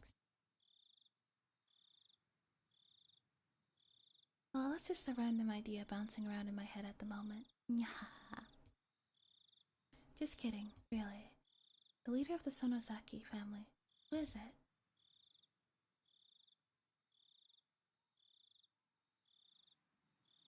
The current leader is the old lady at their main house, but it wouldn't be incorrect to say that practically all the rights of leadership have been transferred to her granddaughter, Mion-san. The visitors of Mion giving prompt directions to the adults while searching for Rika-chan sprung back to mind. Mion? She's gonna disappear? I hadn't given any thought of that possibility. All my hair stood on end. That's insane. Nobody wants that, right? Of course not. We can't allow that. Clamp. Oishi-san grabbed my shoulders with both hands. Then help us, Meibara-san. If there's anything you've noticed about Mion Sonozaki lately, please tell me. Was I going along with him? By the time I'd realized it, it was too late. Oishi-san brought his face closer, almost enough to ram into me, waiting for my next word. His pressure. I couldn't tear my eyes away from it. That moment I heard a beeping sound. It was from the driver's seat. He ignored it at first, but then it started to bother him, so he finally let go of me and leaned into the driver's seat. Hello? Yep, loud and clear. I was saved. Of course, it's not like I could escape through this opening. I see. Alright. Let's head back then. Okay. Apparently he was being recalled. Now that I knew I'd been freed, the tension in my body dissipated all at once. Looks like I need to get going. We were just getting to the good part, too. That's too bad. Oishi-san flung open the door, exited, and walked around the front into the driver's seat. He left the door open. Did that mean I could leave? You really care about your friends, Meibara-san. An admirable trait for a kid to have in this day and age. I totally understand what it feels like. That it feels like you'd be betraying them if you told the police anything.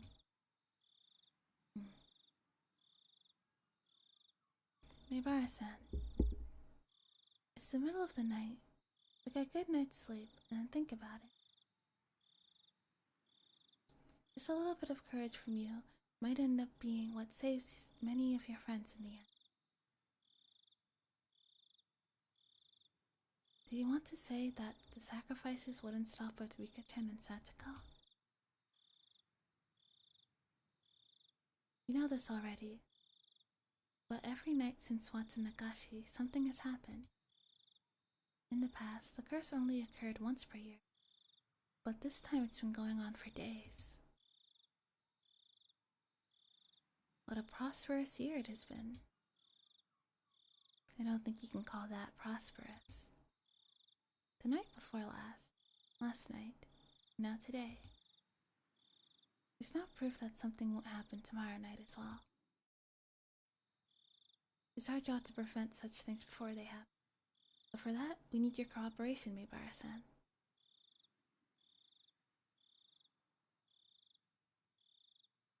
I looked out the open door to see none other than my own house right in front of me. It creeped me out that he knew my name and my address, but I was too sleepy. I was too sleepy to care. Well, you're probably tired. It's already 3 in the morning. Please get yourself a good rest. Sir, be going now. I was about to get out of the truck as if to deliver a parting blow. Oishi-san said in a raised voice. I'll be coming by every day until you feel like talking, alright? I don't believe forcing you to confess in an interrogation room is really in fashion these days. I couldn't say anything in response, but me slamming the door shut probably served the same purpose. After lightly beeping the horn, Oishi-san's truck drove. I went to the front door without waving goodbye. The door was locked, but the chain wasn't up. I unlocked the door and entered. Then I walked over to the staircase.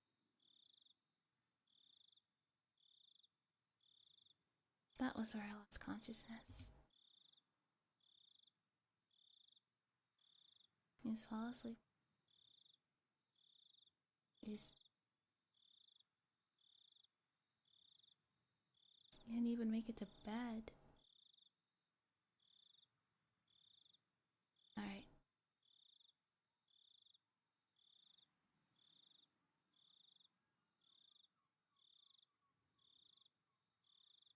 Got some tips to read.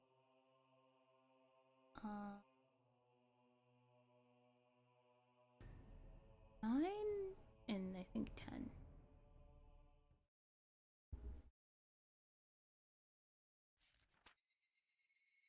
The Sonozaki family. The one to drastically expand its influence after the war was the Sonozaki family. The leader at the time was Oru Sonozaki, who still has that seat today. Oru Sonozaki has grown old, and today you can only catch a glimpse of who she was at the time. When I have been told, however, she was a leader extolled as the best in history. Having become so old, aside from going out a few times a week for lessons, she spends her time at home in solitude, and seems to have left most of the communal affairs to her heir, Mion.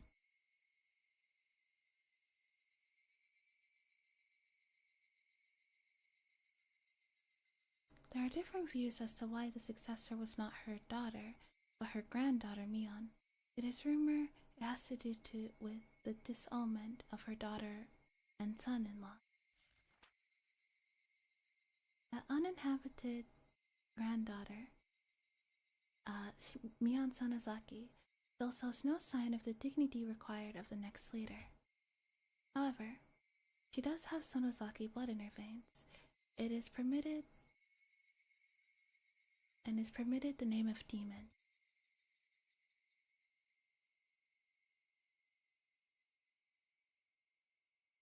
She still doubtlessly requires caution and is probably hiding her fangs and claws as skillfully as the leaders of the past did.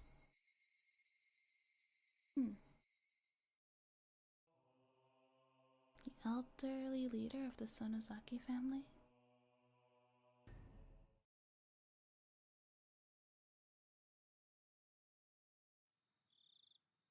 Yes, the postal worker hasn't seen anything either. The Sonozaki main house has their seal hanging from their mailbox so that anyone can stomp their mail parcels with it and drop it in. That's rather careless of them. So, when was she last seen? She was last seen at the Watanagashi opening ceremony greetings. She apparently returned home right after that. Well, she is pretty old. From what I heard, she goes out a few times a week to take lessons, right? Have you found anything about that? Every Monday she goes to the assembly hall to practice Taishogoto, but she doesn't go this week. Any calls to say why she wasn't going to be there? Has anyone confirmed it? No, nobody. She apparently takes days off once in a while though, so no one thought it was strange. Tomorrow, why don't we pretend we're in the town hall and call around 10 o'clock? Please figure out whether she's at home. 10 o'clock? Got it. Ever since it started to seem more and more like the ancient Hinamizawa traditions had something to do with all of this, we've been keeping a careful eye on the three families. At this point, the leader of the Kimiyoshi family and the leader of the Furude family had disappeared. There's only one leader left.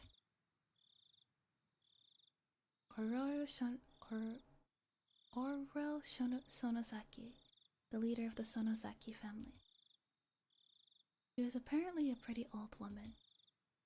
Her dignity hasn't waned, but she still only appeared before people rarely, and it was difficult to confirm where she was at any given time.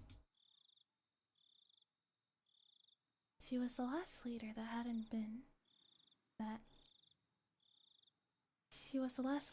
been seen since the day of Watanagashi. Was she still alive and well within the Sonozaki main house? Or had she?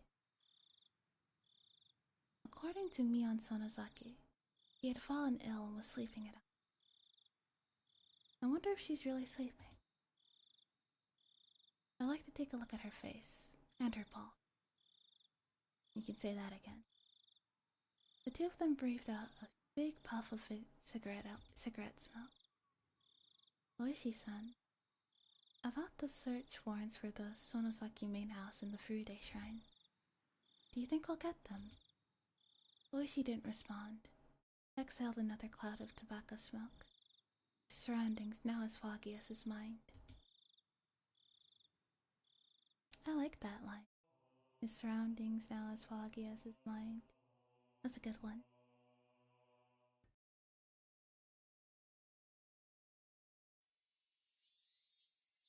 I'm back. How did it go? Did you find any clues? The officers shook their heads in disappointment. Exhaustion was plainly showing on everyone's faces. It was only natural. None of them had gotten a wink of sleep since the day of Watanagashi. Chief, let the youngest of us take a nap, then switch them out. We've got a long stretch ahead of us after all. Let's not push ourselves too hard. Rest up so we can take it easy as we go. I've been telling them to sleep in shifts. Nobody seems to be willing to sleep though. Could you tell them yourself, Oishi-san? Oh my. You don't need to force yourselves. Komiyama-kun. Please let everyone sleep in shifts, starting with the youngest. Komiyama-san, please do that. After the chief told him as well, Komiyama-san left his seat. So, Chief, still no good on your request? It's just a rumor along with the villagers in the first place, you know? It's going to be difficult without more concrete evidence. Even when that evidence might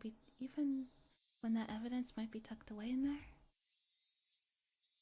We need evidence. That evidence is tucked away in there. Chief, don't start speaking riddles to me now. Hello? Yusuna. Hi. Hello. Welcome.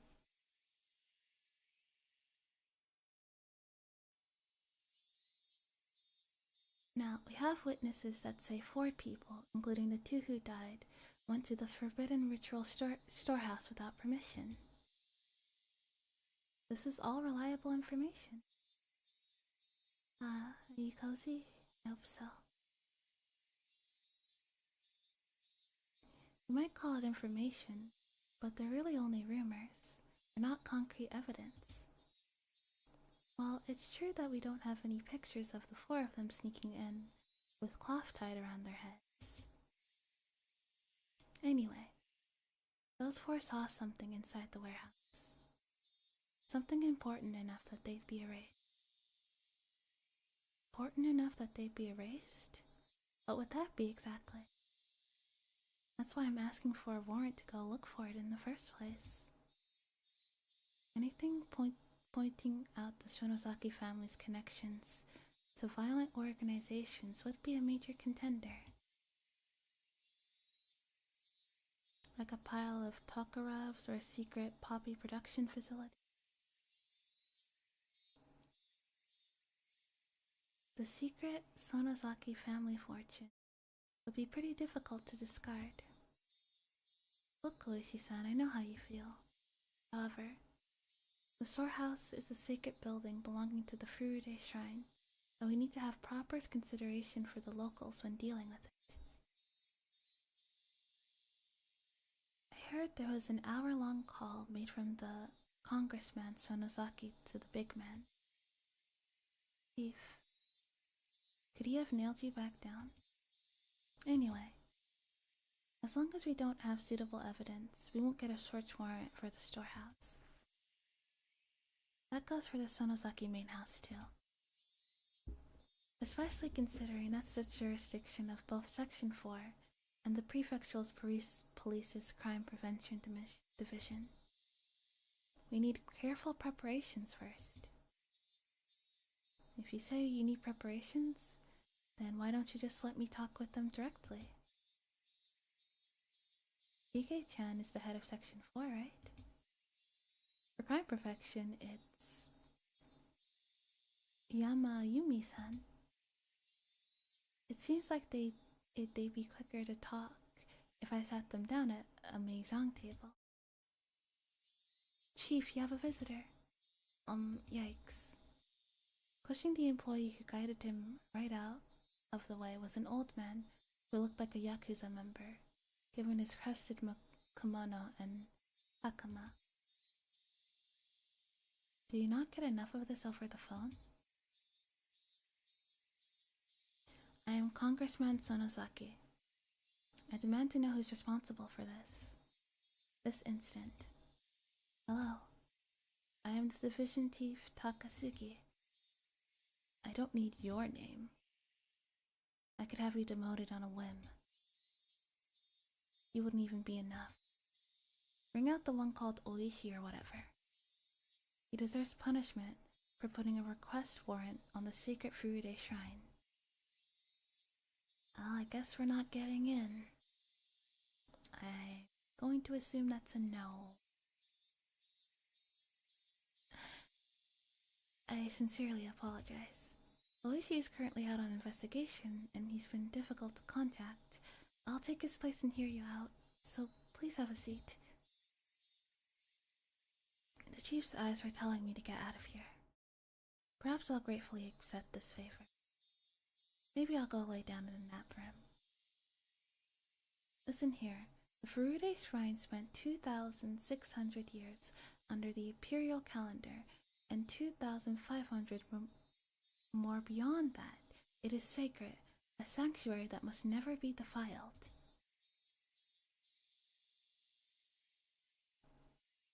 The 800,000 gods, Oyashiro-sama, and the spirits of our ancestors are enshrined there.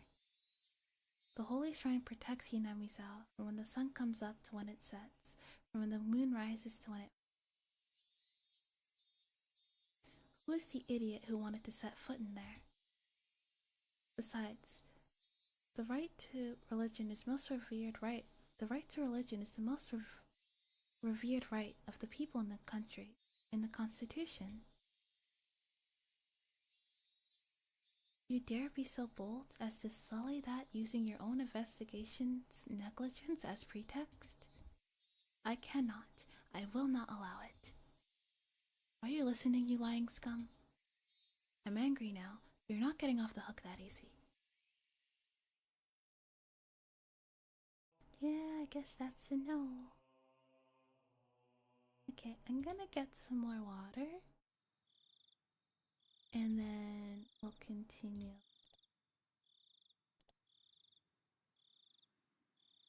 I'm gonna put on...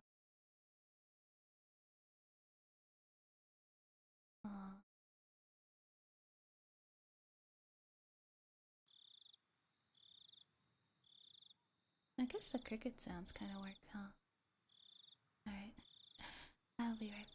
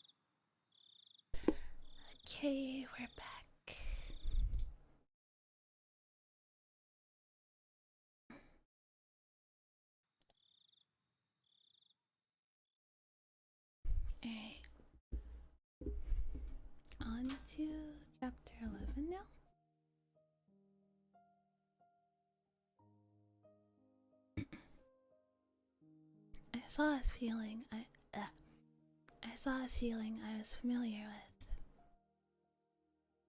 Though I was groggy from sleep, I did notice that I was on my futon like I was every morning.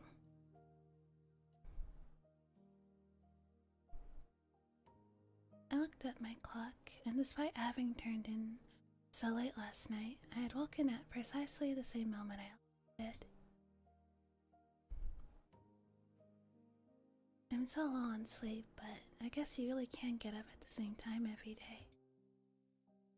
The secrets of the human body never cease to amaze me.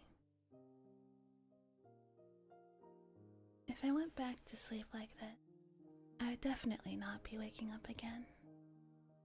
I spurred myself on and slipped out of my futon. Mom asked me about last night at breakfast. Apparently, we two had gotten a call asking if you knew where Rika-chan and Sataka were, and Mom vaguely understood that something serious was happening. So then, were you out last night with all your friends looking for them? Until about 3, I think. Yeah. Did you find them? Rika-chan and Sataka-chan, I mean. Crunch. I rarely bit into my toast. It really didn't have any taste. Just then we heard the chime go ding-dong. I looked up at the clock and saw that it was about 5 minutes past my regular meeting time with Rena. It was her at the door. Good morning. Did you get any sleep? Did you? I think I slept for a few hours. You could probably count them on a chicken's toes, though.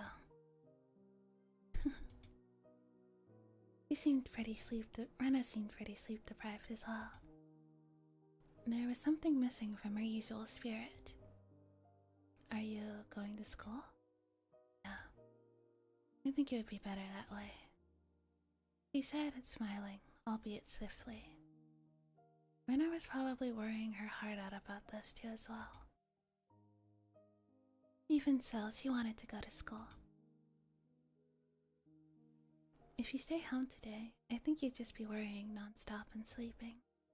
I don't want that. Let's go to school together. Alright. Just wait a moment. I'll get ready. I was just a little happy about Rena mustering that much consideration for me.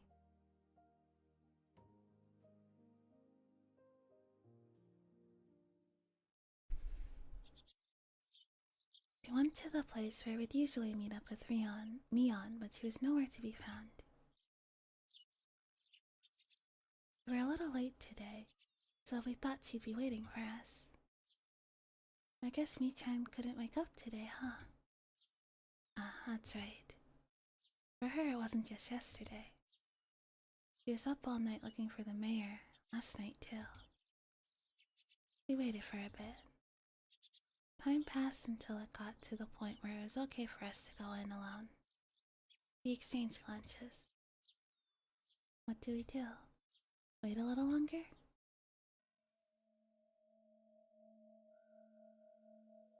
At that point, my brain, which had finally been woken up by the morning air, recalled the ominous words Oishi-san had left with me last night. The leaders of the 3 family were disappearing one after the other. And next, it might be the Sonozaki's leader. Mion could have... No, that couldn't be. Let's go. Let's let her sleep for today. Rena gave me a pat on the back. Mion, you're still here, right? Did you say something? Oh, nothing. Just talking to myself. Let's get moving. The 2 of us headed to school by ourselves. On the way, we saw a bunch of our classmates accompanied by their parents. It had even looked like some of them were being taken to school by car. Surprisingly, the principal was also standing watch at the school gate. I had never seen that before. Well, 2 students went missing, so... Good morning. Good morning. The principal was bowing to our classmates' guardians. The wooden store leaning next to him was a little ominous. Nyalpaca, good morning. Ryugu-kun, good morning. Good morning. Your teacher has something important to say, so head straight to the classroom. Alright? Rena and I said nothing. The madness that only existed at night had finally crawled out into the sunlight. That's what it felt like.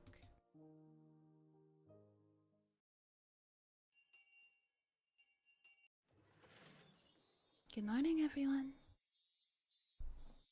The hushed conversations that have been spreading for a while now had all disappeared like an illusion the moment our teacher walked in the door. Silence dominated the classroom. The principal came in with our teacher as well. It was clearly not a normal morning. First, the principal has something important to tell everyone. Go ahead, Mr. Principal.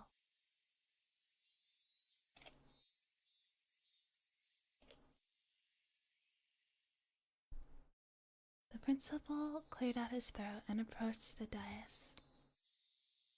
I'm sure some of you already know this. The classroom was dead silent. Everyone was staring at Rika-chan and Satsuka's empty seats. The principal briefly and simply declared that Rika-chan and Satsuka had gone missing. There wasn't a single person in the classroom who didn't already know. There seemed to be many, however, who couldn't accept it as the truth. It had been confirmed to them now by the principal's words. There were sobs throughout the classroom and I heard a kid crying. They steadily spread throughout the whole room. The big-hearted principal wasn't able to keep his cool either. Okay, everyone, pay attention. From today on, your parents or guardians will be taking you to school. For those of you whose parents can't do so, you will be coming here in groups. I made a handout, so read it carefully, and make sure to show it to your parents. Understand? The teacher's voice was a little abrasive. Not even she could conceal the strains he felt from this unprecedented, abnormal situation. They should have just cancelled school today. However, Rena told me that the school was also like a nursery for the students whose parents both worked, and some of them wouldn't want school to be cancelled. Now then, let's begin the lesson. Class president, she's absent, I see. Then whoever's on day duty, let me hear it. All rise. Feeling of wanting to maintain an everyday atmosphere, even if only in school, precisely because our lives had been messed up, was something I had agreed with at this point.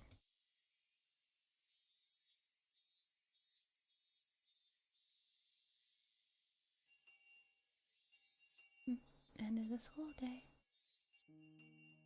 As for the teacher who had always had her lunch in the staff lab, she ate in the classroom today.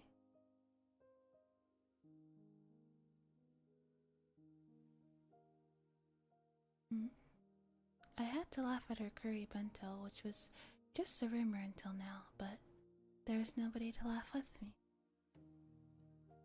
Rena brought her chair and lunch over to my seat. Today, it was only the 2 of us. The fact that we didn't need to drag any other desks over was sad. I'm sleepy. Yeah. I don't feel like sleeping anymore, though.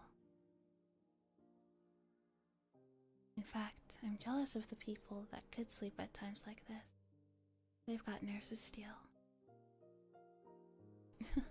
You're right.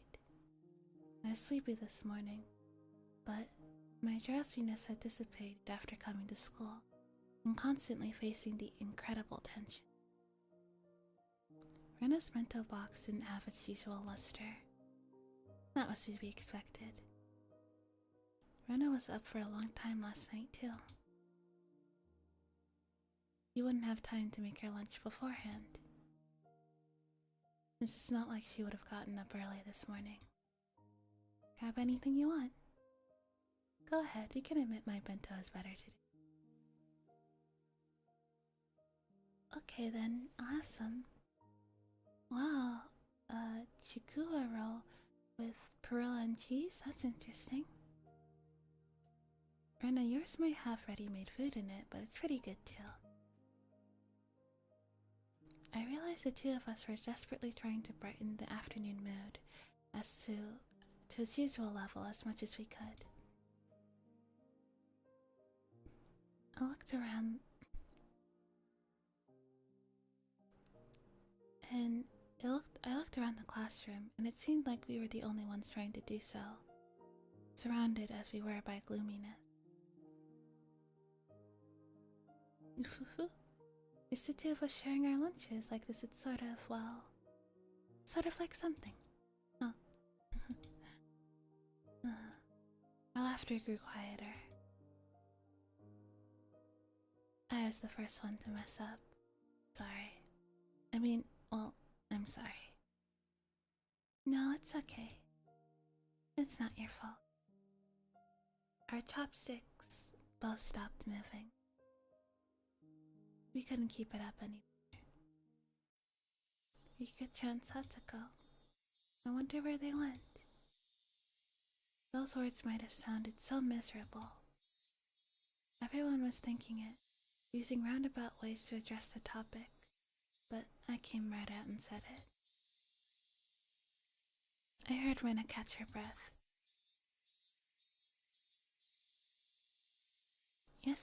Yesterday while you were gone, I heard a bunch of things, so I'll tell you what I know, okay?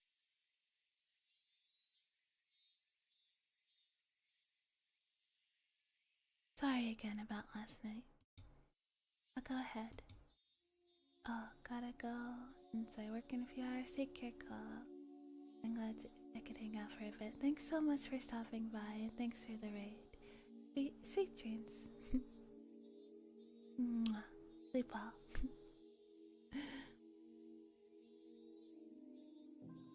They reported all the information the villagers had gathered, and Rena said she overheard it. They didn't know anything important though, did they? Rika-chan and Satoko went home after school, and then apparently went somewhere on their bikes, but other than that... Mionto had told me yesterday. He had no clues. Yeah. The police also said that they probably went out on their bikes to play somewhere as soon as they got home. If they were going out to play somewhere on their bikes right after going home, they might have gone into town. But I guess they concluded they disappeared while in Okinomiya. The police were saying how they were going to extend their search to Okinomiya in the morning. In town. It makes sense why we couldn't find them, though we searched all of Hinamizawa then. Still, something didn't fit. I had no basis for thinking that, just a gut feeling. I revealed something to Rika-chan that was likely very important to her that day. Then, Rika-chan had told me to leave it to her. And then... what did she say? Alright. That if she didn't her work hard, then something bad might happen to the dog too, I think.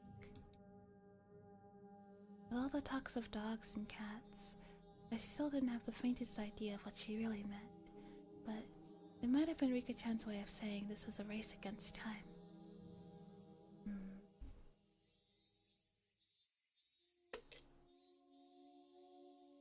Damn it. I'd selfishly pushed my anxiety on Rika-chan and tried to run away. When I thought about it, I shouldn't have run back then. I should have asked her more about the dogs and cats. more I think back on it, I really screwed up. Anyway, I didn't think Rika-chan was in a situation where she'd just go off and play somewhere. Of course, I didn't have any evidence or conviction to base that on. It was just a hunch.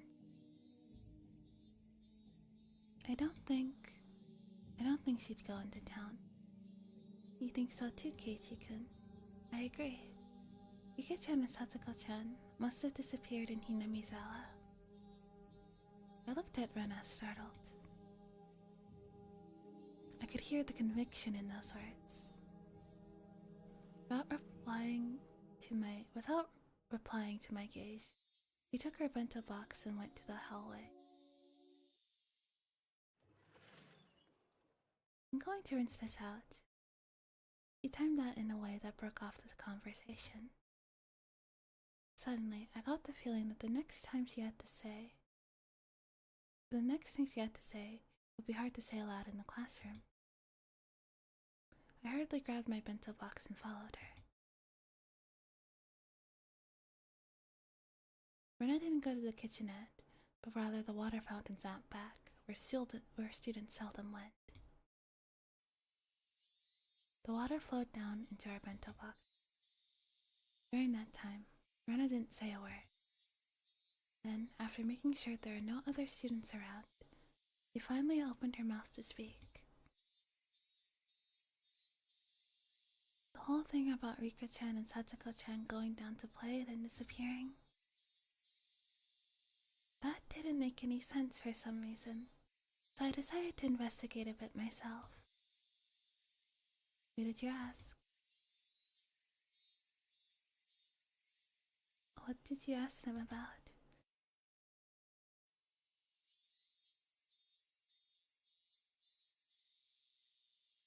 I asked the ladies' society all kinds of things. There's a lot of tofu in the miso soup yesterday, remember? The old lady from Tomita Tofu Shop came too. The Tomita Tofu Shop? Oh, I remember. It was one of the stores on the road leading to the hospital. Those huge lumps of tofu, dancing in the bathtub-like castern, always looked nice and refreshing. Good evening, welcome to the street. You've been here, just lurking. The old lady says she remembers Satoko-chan stopping by. Oh, Tentacola, have you been lurking too? Oh.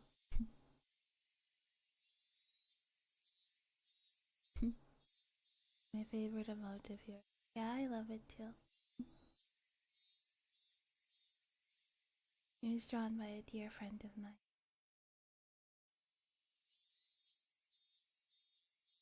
The old lady says she remembers Satoko-chan stopping by the tofu there on her way home from school. Tofu? Well, it's on the way home, right? How's that a clue? Just listen. Do you remember when we went to Rika-chan's house? Rena stepped away from the sinks and spread her arms wide to recreate the space of Rika-chan's room.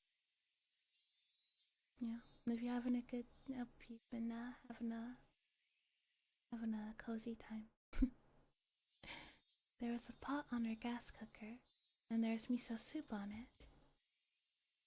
I think there's probably about half of it inside. The rest is in the refrigerator. Miso soup. Yeah. They must have been planning to make chilled tofu. It was on a plate in plastic wrap. As Rena explained, she walked around as if she were really going through Rika-chan's room. Still, Rena, why does this matter? Keiichi-kun. When you make miso soup, you put the tofu in last. That means that Rika-chan or Satoko-chan, whoever was cooking, was standing there, making it, up until right before dinner time. Right up until dinner time? Wasn't everyone saying that their bikes weren't around, so they must have gone somewhere to play by themselves? The trash on the countertop bin was put there really awkwardly, too. Rika-chan makes most of their food and lunches, but occasionally Satoko-chan does it too. So Rika-chan was cooking that night. So Satoko was cooking that night. I'm gonna stay up late for the Nikkei Live stream in a couple of days.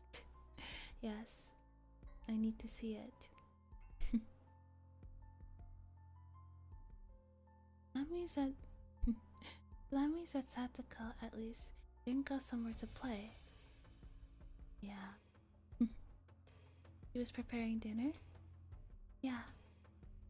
Then I took a look at the rice cooker and there was rice for 2 people still in there. So she made dinner for both of them, but neither of them ate it. Is that it? Rena nodded. So next I looked in the fridge. There is some chilled tofu made from the other half that they bought. That's not all either. There were a whole bunch of plates with side dishes for dinner, and all of them were in plastic wrap. You usually wrap plastic things so you can have leftovers the next day. My mom does it all the time, so using them in breakfast or lunch. That's right. We use plastic wrap to save leftovers for later. The fact that they were in the fridge means that they didn't plan on eating them that night at least. Is that what that means? Keiichi-kun, think a little harder. Their dinner was totally untouched and wrapped up. What do you think that means? Well, it means they didn't need to eat dinner anymore? That they could have gone to eat or ordered takeout? It must have been really sudden too. If they had decided to do that beforehand, they wouldn't have made anything. There was dinner for the 2 of them. That means when Satoko-san was making their dinner, they had already thought they were going to eat right before until they didn't. So then, the theory about them going out to play and then disappearing is wrong. Yep, they disappeared after making dinner and right before they made it. And right before they ate it, probably around 7 o'clock.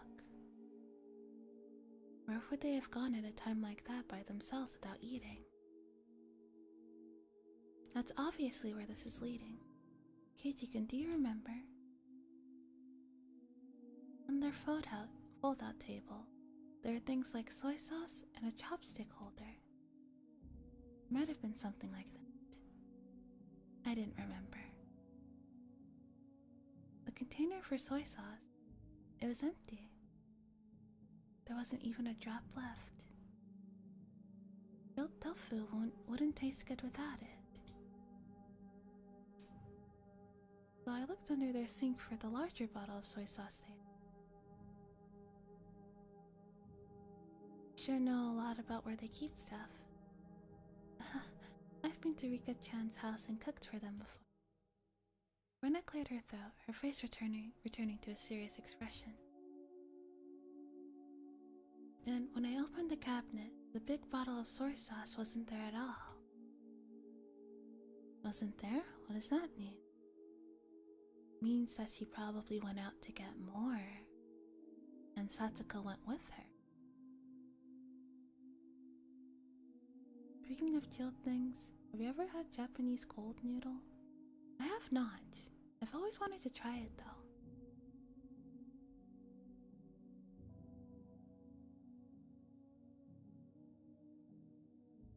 Everything I'm going to say from here on is just Rena's idea, so please listen until the end without saying anything.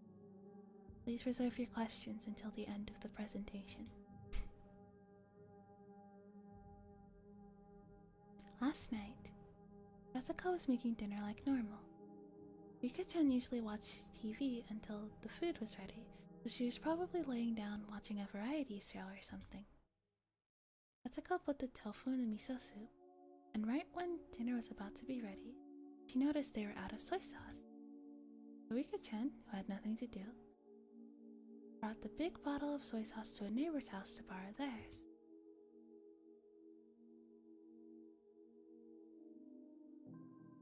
I don't really know my neighbors well. Would people be willing to just give her soy sauce? People would be willing to give Rika-chan their house if she asked for it.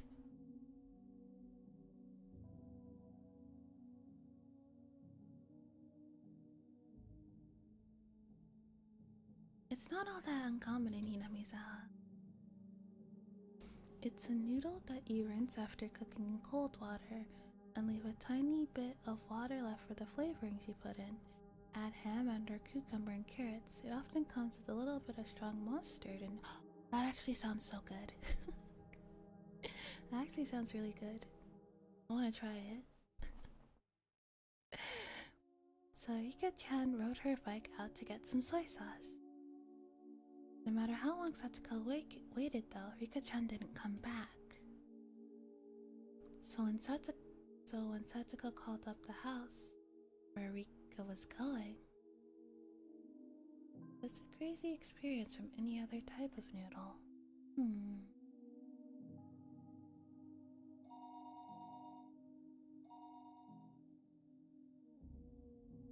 Would Rika happen to be imposing on you?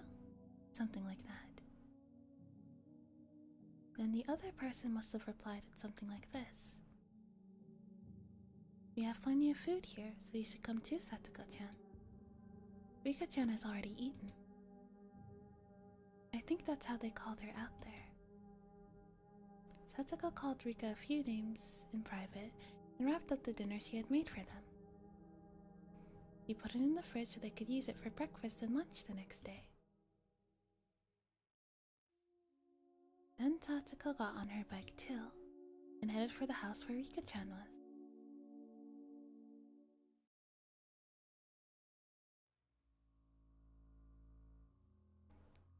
Okay, this is already pretty strange.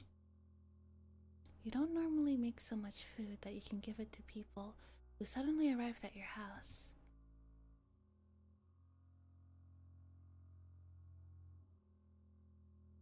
A veteran housewife would never normally make so much food that she could feed 2 extra people.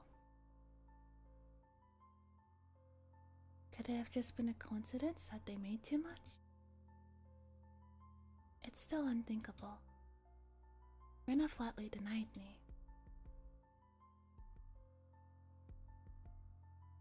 Since Rika-chan knew that Satsuko-chan had worked really hard to make dinner for them, didn't she? No matter what kind of food she was offered, she wouldn't let Satsuko-chan's dinner go to waste. This was all only circumstantial evidence and Rena's guesswork. Even so, it was all extremely convincing. It was the only ray of hope we had to topple the situation, bereft of clues. Then, Rena. Where did Rika-chan go to get soy sauce? That was the heart of it. It would have been somewhere she'd be comfortable with asking for soy sauce, and somewhere Satsuko didn't think suspicious had she been invited for dinner. So who was it? Rena slowly shook her head.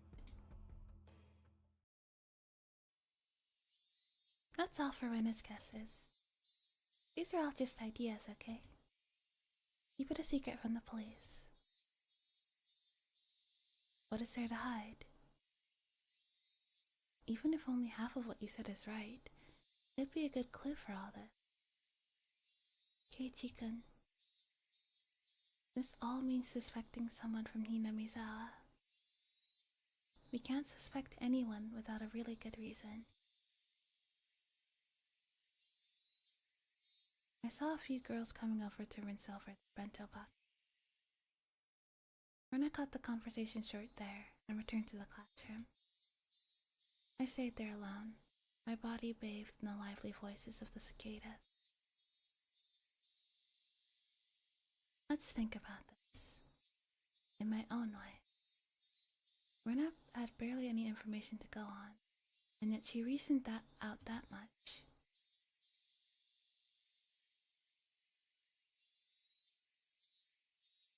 There should be something that only I, who knew far more than Rena did, could deduce. Oishi-san had said this last night too, but this incident was definitely occurring within Hinamizawa.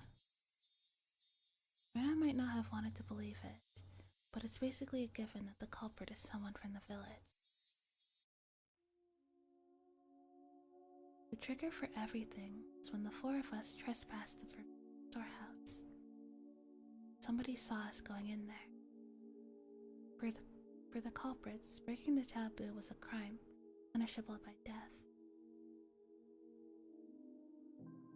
So that night, Tomitake-san and Takano-san were sacrificed. There were two left. Shion and myself. However, before the culprits bore their fangs on Shion and me, they went after the mayor, whom Shion had confessed her sin. Next they went for Rika-chan, to whom I had confessed my sin. Then what about Satoko? Just a stray bullet? By itself, Rika-chan being sacrificed after I told her everything was mortifying. But Satoko was sacrificed for no reason. Isn't that all the more regrettable? Everything was my fault. Who would be next to disappear? Would it be Shion and me next time? Why weren't the culprits going for Shion and me right away, though? If they had enough power to erase the mayor and Rika-chan, why not just get rid of Shion and me? If they weren't for us, well, I wouldn't like it, but I could still tolerate it.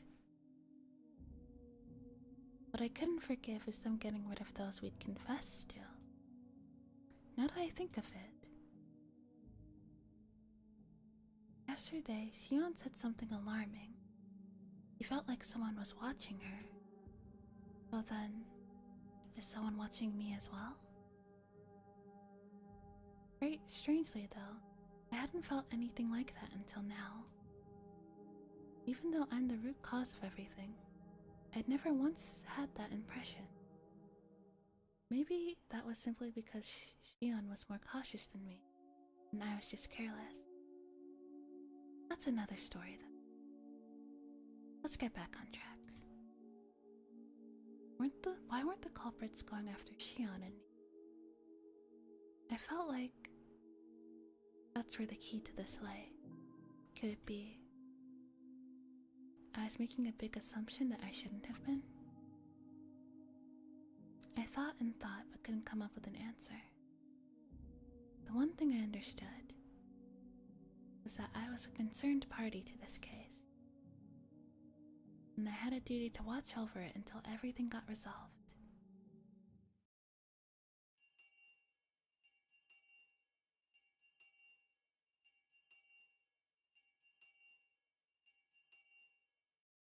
I heard the ring of the bell declaring the end of lunch break. Would somebody else disappear tonight? If nobody else did, then I wanted them to get rid of me tonight for sure, and then put an end to all of this. Ion's hysterical voice on the phone last night came back to mind. They'd planned to murder those close to us first, make us as miserable as possible, and only then would they kill us. Nyalpaca, lunch break is over. Go back to the classroom. At the principal's urging, I returned to the classroom, which was quiet as the streets at night.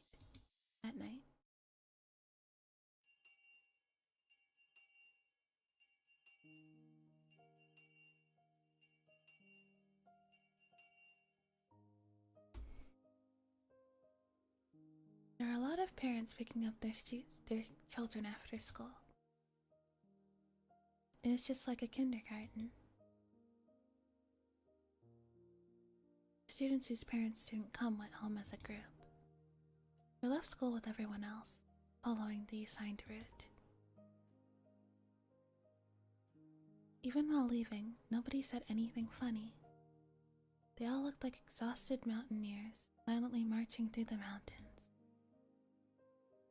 As we went, one left, then another, and in the end it was just Rena and me. I was supposed to escort Rena all the way to her house, but she declined. Will you be alright? It's not safe to go alone.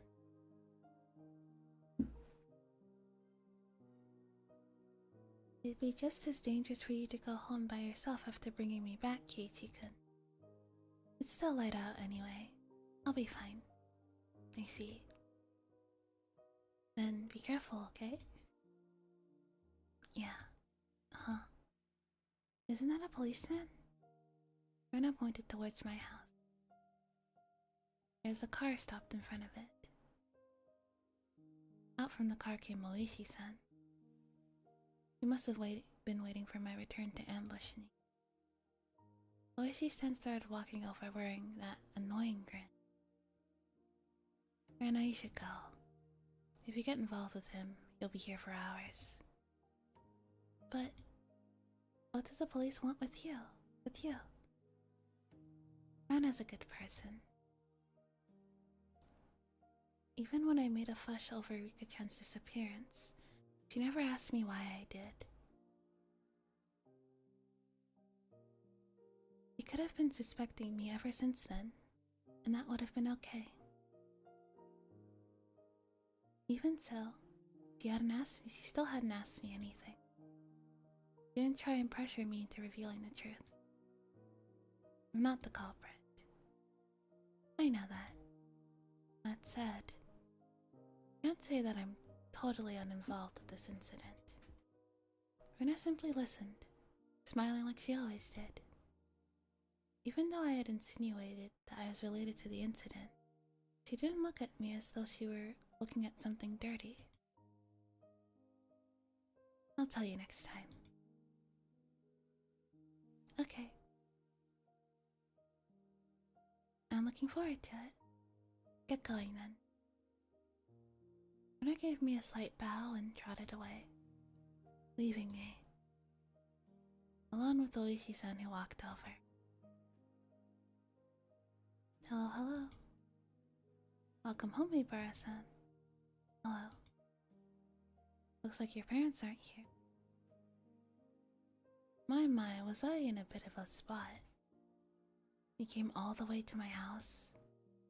I could only thank my good fortune that my parents were absent. Since neither of them were around at this hour, they would probably be back late. I think Dad got called out on business. I don't think he'll be back until later. I see. Well, that's convenient, I suppose. You can do this without giving your parents any strange ideas. Oishi-san pushed my back, prompting me to walk. It seems like he wanted me to get in the car. Are you taking me to the police station? I wasn't the culprit, but I was the cause of everything.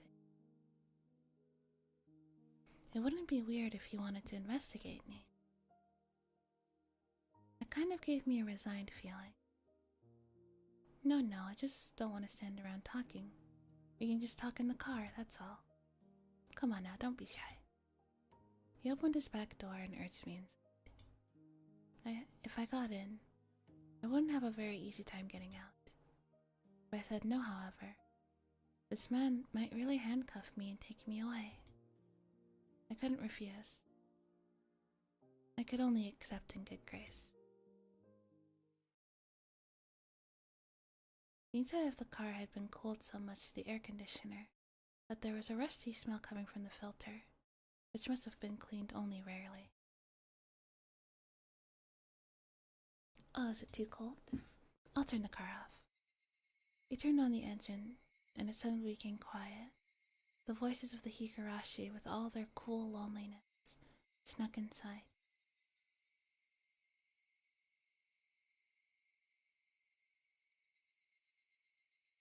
aircon junkies need to relax. Yeah.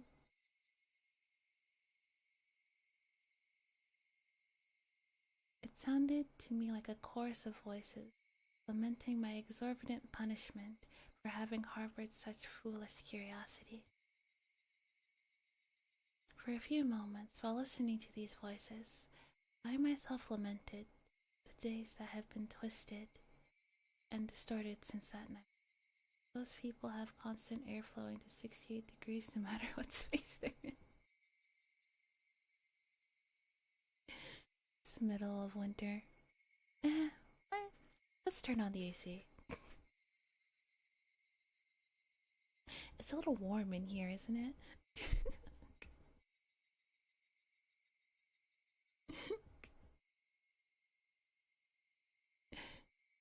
Lacey-san has been waiting for me to voluntarily begin talking, lit a cigarette, and listened to the Higurashi.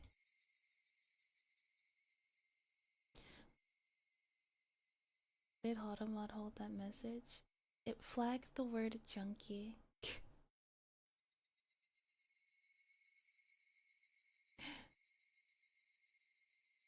How's the investigation going?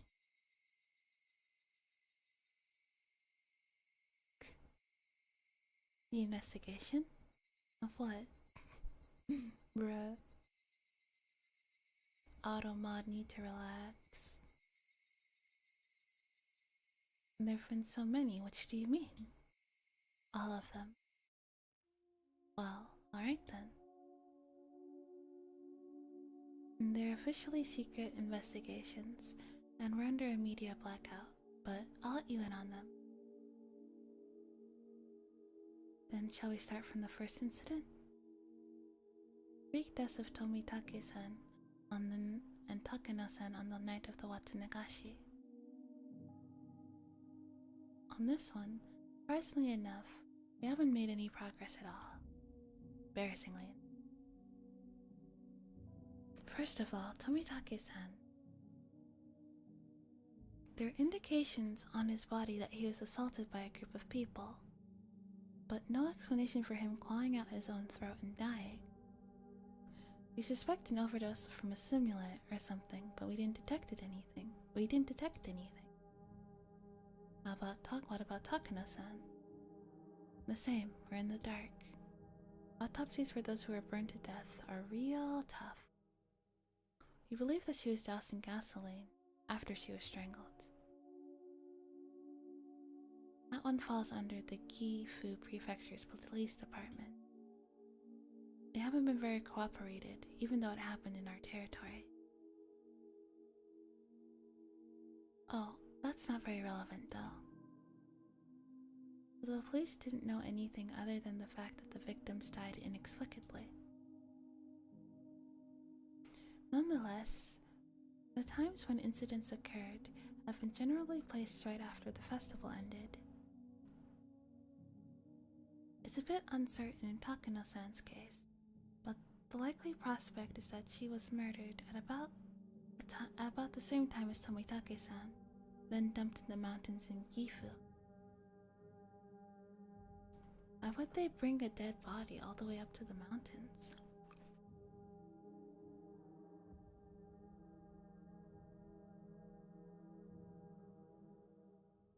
They should have just brought Tomitake-san out there too.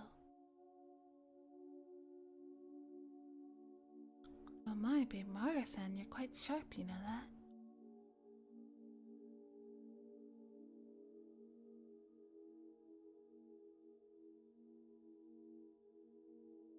Of course, I do believe that is something we need to be attentive of.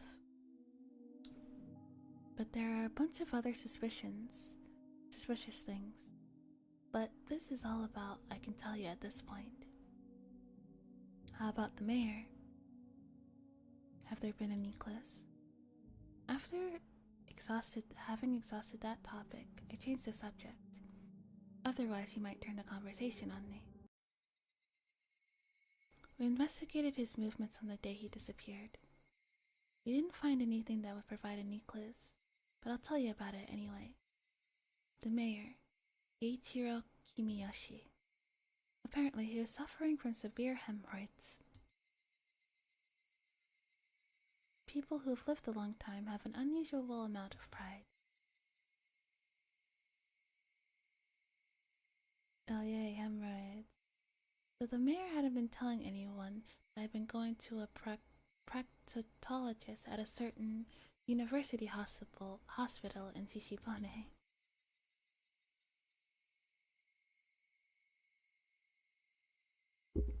On the day he disappeared, he had an appointment for a checkup. He said that so casually, then again I guess there's no reason to split hairs. I guess so. He was an old man. Old people get hemorrhoids, you know? It happens.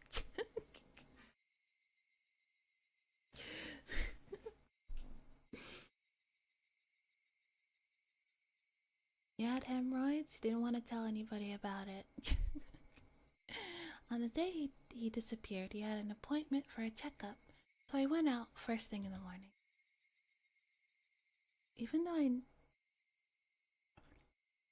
Even I knew that really big hospitals, like university hospitals, had a really long waiting time. Apparently, the people would get in lines hours beforehand, even if they had an appointment. His exam ended at 1 p.m. After that, he ate a light meal in the hospital restaurant and passed time reading a magazine. We know this because of a receipt we found in his wallet at his house. And there was nothing suspicious at all about that. That day, he planned to go to a meeting in the assembly hall in the evening. He was supposed to return home with plenty of time to spare, but while he was on the train coming back, there was an accident. It seems it delayed him a bit, so he only got back to his house right before the meeting was scheduled to start. His family witnessed a very hectic mayor leaving to go to the assembly hall at the shrine. What was the meeting about? He disappeared on his way back home, right? The three families and the essential members of the town's assembly were at the meeting. I think they were discussing how to deal with the serial freak death incidents that happened again this year.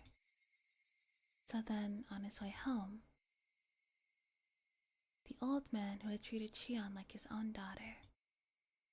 He was a dependable person who would encourage Shion whenever he felt pressured by anxiety, and yet Shion's painful voice struck me right in the heart. Huh? What's the matter? Taken aback by how strange my own voice had sounded. Have you ever seen the anime Another? I have. It's been a long time since I watched it, though.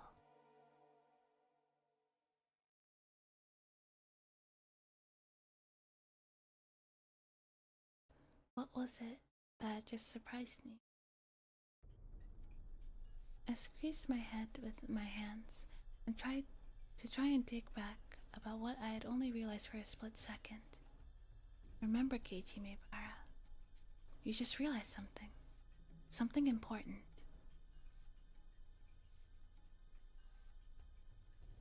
A lot of great twists. The ending sequence before the last twist is pretty dang goofy, though. Is it? I might rewatch it.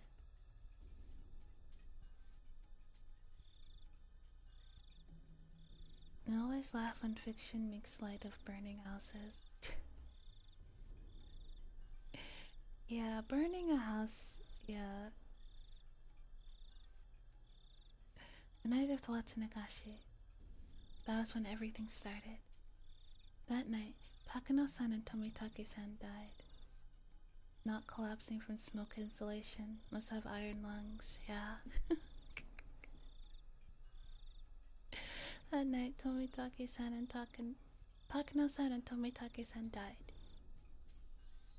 Okay.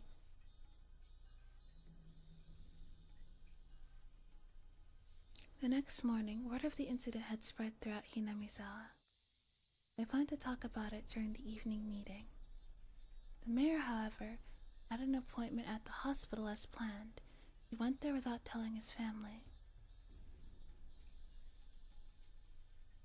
He got to a checkup at the hospital. Bruh. Auto mod flagged huge climax. I feel like they didn't need a huge climax like that, but it was fun. Yeah. Oh, auto mod. So silly. Gotta check up at the hospital. Damn, auto mod. Like auto mod is the pervert. Yeah, you're right. You gotta check up at the hospital. You gotta check up at the hospital, ate something. You gotta check up at the hospital, ate something, and then there was an unexpected delay on his train ride back. Making sus out of normal words, yeah? Get your mind out of the gutter, Autumn. When he returned, the meeting was already about to start. The mayor changed clothes, got on his bicycle, and hurried to the assembly hall at the shrine as fast as he could. Wait a minute. Wait a damn second.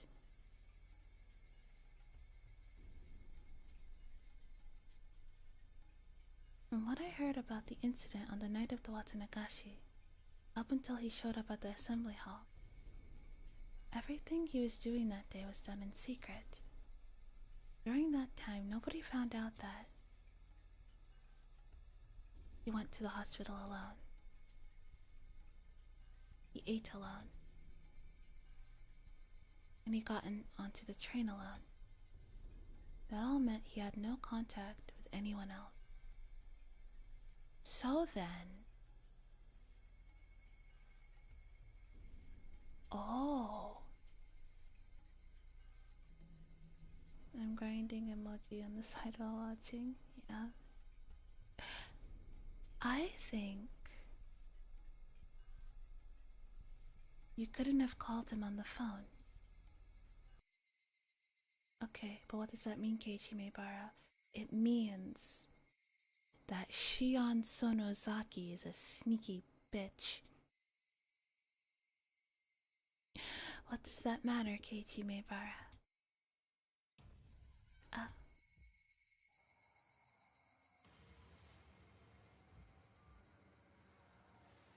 Kei-chan, what should I do? What's wrong? Tell me. We're not keeping secrets from each other, right? Old man Kimiyoshi, I told him everything. I told him everything. I told old man Kimiyoshi everything. That night I told the mayor that we snuck into the ritual storehouse. I also that someone saw us and was out to get us. Right. But then, old man Kimiyoshi didn't get angry. He smiled and told me that if I was properly sorry about him, there's no way I'd be demoned away. He was really smiling, and he told me to leave it to him. Sweat burst out my body like bullets. They became one long strand and slid down from my forehead to my nose and fell.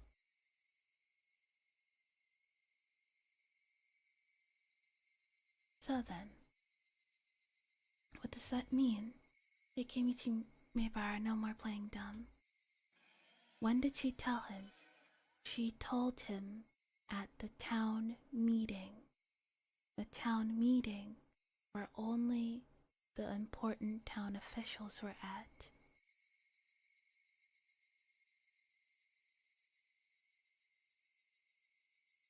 Shion said she heard of the incident from a phone call her father made that morning.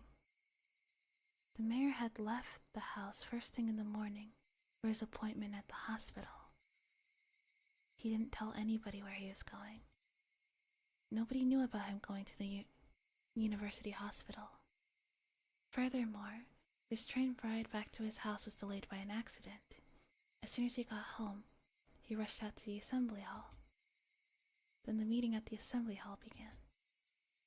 and continued until it was dark out. Then everyone left. Nobody saw him after the meeting was over. He just disappeared. Which meant, which meant, which meant, Nibara-san? Are you alright? If you're too hot, I can turn on the air conditioner, Another part of me was messing with my thoughts, demanding that I not think any further than that. My head was pounding violently, and the fluids packed inside it all blended together until nothing made sense. I was just about to settle it. If it gets too hot, get a fan and get a drink.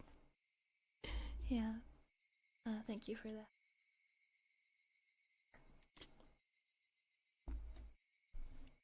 It was just about to settle, and yet it had been smashed and melted in the blink of an eye, no longer able to retain its shape. Nibara-san? Are you in there? Yeah. Oishi-san lit another cigarette. There was yet another cigarette butt placed in the ashtray. It displaying the passage of time. Had my thoughts been frozen over for that long? I've tried to tell you everything I know. In return, feel free to tell me anything you want, Nibara-san. My mind had become a gigantic oozing mess. It felt like it had been totally minced by the blades of a blender, and I couldn't think. Now, don't clam up again. If there are any misunderstandings, I'd like to clear them up first. I don't think you're the culprit here or anything. Oishi-san gave his best attempt at an adult smile. I know the four of you snuck into the ritual storehouse that night. Everyone in the village heard rumors about it the next day. That itself means that we should take you in for trespassing, but that isn't the problem. It's what was inside. What was inside that made the people who snuck in there end up as sacrifices? There wasn't anything. As soon as I said it, I regretted confirming my presence there, but I knew it didn't matter anymore. Was there really nothing in there? I mean, everyone who went in was being sacrificed one by one, you know. Even the mayor and Rika-chan, who switched out the lock on the door, were sacrificed. What was inside that could have caused such terrible things to happen? I was far too tired about keeping quiet about this. Perhaps it was Oishi-san's goal all along, but again, that didn't matter anymore. There were just a lot of torture devices that were used a long time ago. I looked around at them with everyone. Was that really all? That really was all. There's nothing terrible in there that would make you keep silent? Like a pile of psychoactive drugs? Maybe a secret poppy workshop? Perhaps there were mountains of Soviet or Chinese handguns? There weren't any suspicious wooden boxes or containers packed in there? There's nothing as exaggerated as what Oishi-san was hoping for, but I felt like in a way, there were plenty of terrible things hidden in there. From the perspective of someone who viewed the storehouse as sacred, whether or not I thought I had seen some crazy things in there didn't matter in the slightest. The four of us broke the taboo. Punish us. That should have been what happened. We put in for a request for a short tour, thinking there might be some secrets hidden in that storehouse. It's been the sabotage of the century.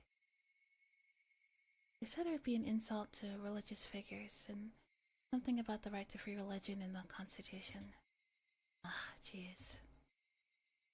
That's why I really didn't have any other recourse but to ask you, since you went in there. There really was just old, rusty, dusty torture equipment. Nothing else stood out. Then Tomitake-san and Takano-san were really only killed as punishment for having broken the taboo? I didn't have the answer for the only part. I suppose I wouldn't bother hiding it anymore. You're the only one to escape harm so far. Everyone but you has disappeared, yet you alone are safe. Wait. What's the difference between you and them that would protect you, but bring harm to the others? That's what I want to know. There is something wrong with what Oishi-san was saying. You alone. You alone. What? Wait a second. What do you mean by you alone? I'm saying that you alone have been left alive, right? Out of the 4 people who tiptoed into the storehouse for ritual implements, I mean. The only one left alive? Hold on. Shion was still. Jirotomi Take-san and Mio Takano-san died that night, and Shion Sonozaki disappeared the next day? What?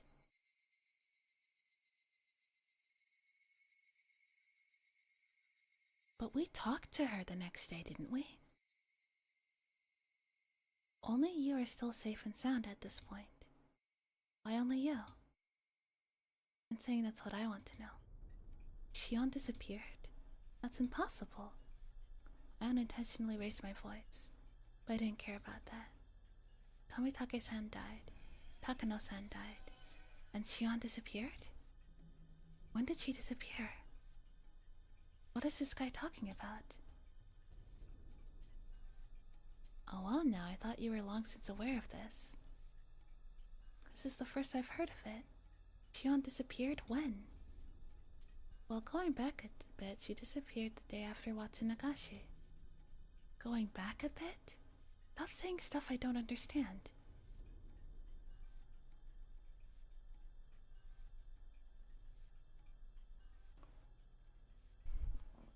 Shion Sonozaki spends the night at relatives' houses depending on her mood on any given day, so no one thought much of not knowing where she was. She frequently takes days off from school too. Her teacher has been pretty troubled by it. I didn't ask about any of that.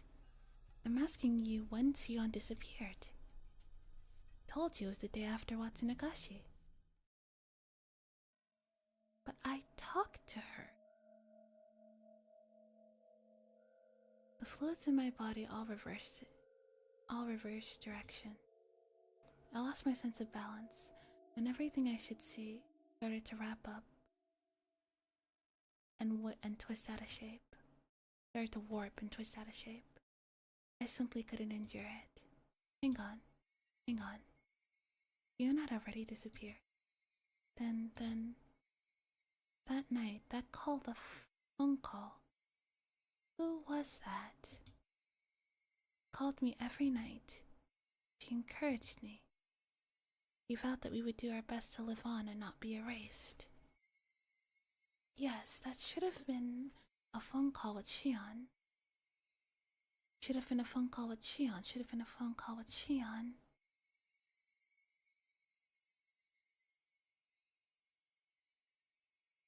She took breaks from class like it was nothing, and her family wouldn't listen when I told them, so I didn't bother calling the school in the end. So I ended up taking quite a while before we realized she'd disappeared. I felt a stabbing pain like needles were being pushed into every pore of my body. It started in my back and began spreading throughout the rest of me. When it had completely covered the surface of my skin, it began to worm its way inside my stomach as well. Don't you remember? We talked to the library the day after Watsunagashi. Shion-san was there then. That was the last we saw of her. No one knows where she's been since. That can't be. That day, Oishi-san had only caught me. and Shion bounded away, lying that she needed to go to work. Didn't she call me that night? The job was at the restaurant called Angel Mart, right? She hasn't been there since that day? She's been completely absent ever since. The person at the restaurant couldn't get in touch with her. He was really worried. That can't be. It can't be. It's only circumstantial evidence, but after she left us at the library, but before she made it to work,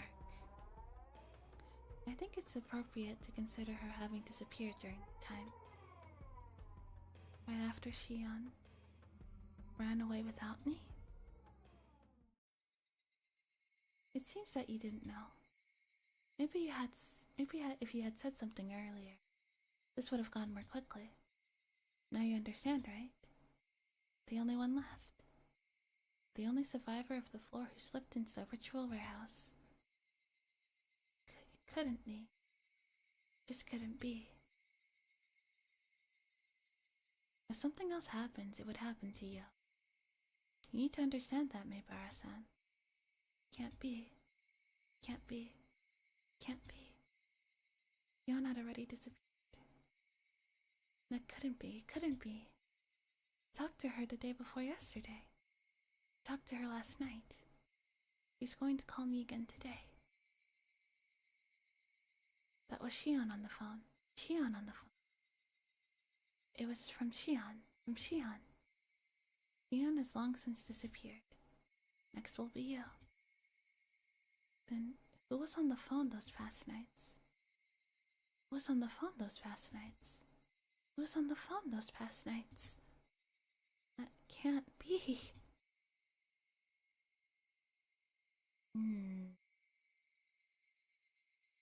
There's some fuckery here.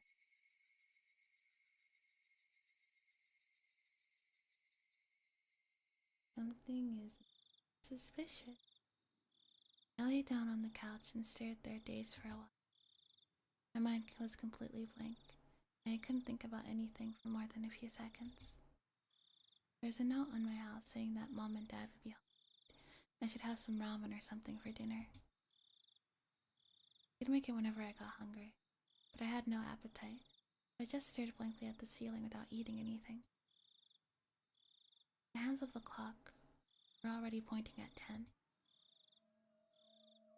Would I get another phone call like that today?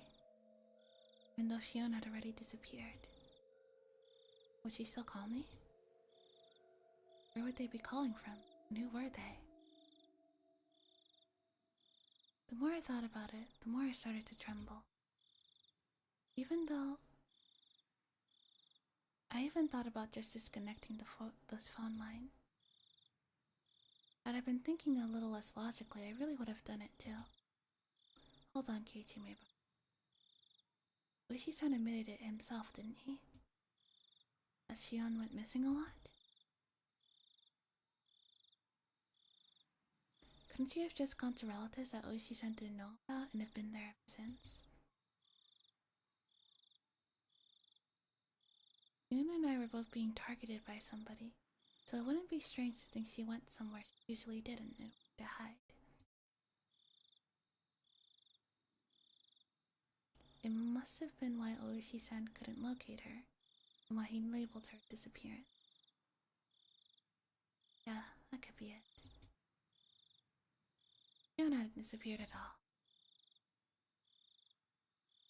Then my right hand moved of its own volition and slapped me on the cheek. The cold chin sting helped me calm down a bit. Don't convince yourself of the most convenient possibility, Keiichi Meibara. I knew I didn't want to admit she had disappeared. Admitting it would mean admitting something terrifying was definitely happening. I just needed to figure out whether Shion was the one on the phone or not. Would I ask her if she was actually Shion? It seemed like an incredibly absurd thing to do. Still, don't run from this, Keiichi. If the person on the other end believed that I thought she was Shion, then that gave me a tiny advantage. Casually, completely casually, I would listen to what she had to say and fend off. I would tear the skin off the monster. It would definitely be scary for me. However, as the last survivor of the people who went to the storehouse that night, it was my duty to protect. Still then, who would call me and pretend to be Shion? I may have only heard her over the phone, but her voice shouldn't be that easy to replicate. That was definitely Shion's voice. It sounded just like her. It could have only been Shion. There was someone, though, wasn't there? Someone who sounded just like Shion? Mion? Who else could have done this? At this point, seriously, after all this time, all those little things that didn't quite make sense about Mion until now overwhelmed my mind. Like being questioned about sneaking into the ritual storehouse, and how she took the ladder while spouting curses. Who else could have? Why though? Why Mion? I thought back to the things about the Sonosake family that I had heard from Uishi-san and Shion. Mion was always entangled in the incidents, in a position where she was omnipotent. Some of that information included things that Shion told me after she disappeared. I madly scratched at my head. Courage, give me the courage. Just a little bit of courage to pick up the phone. I know it will ring tonight. It would be so easy to run away.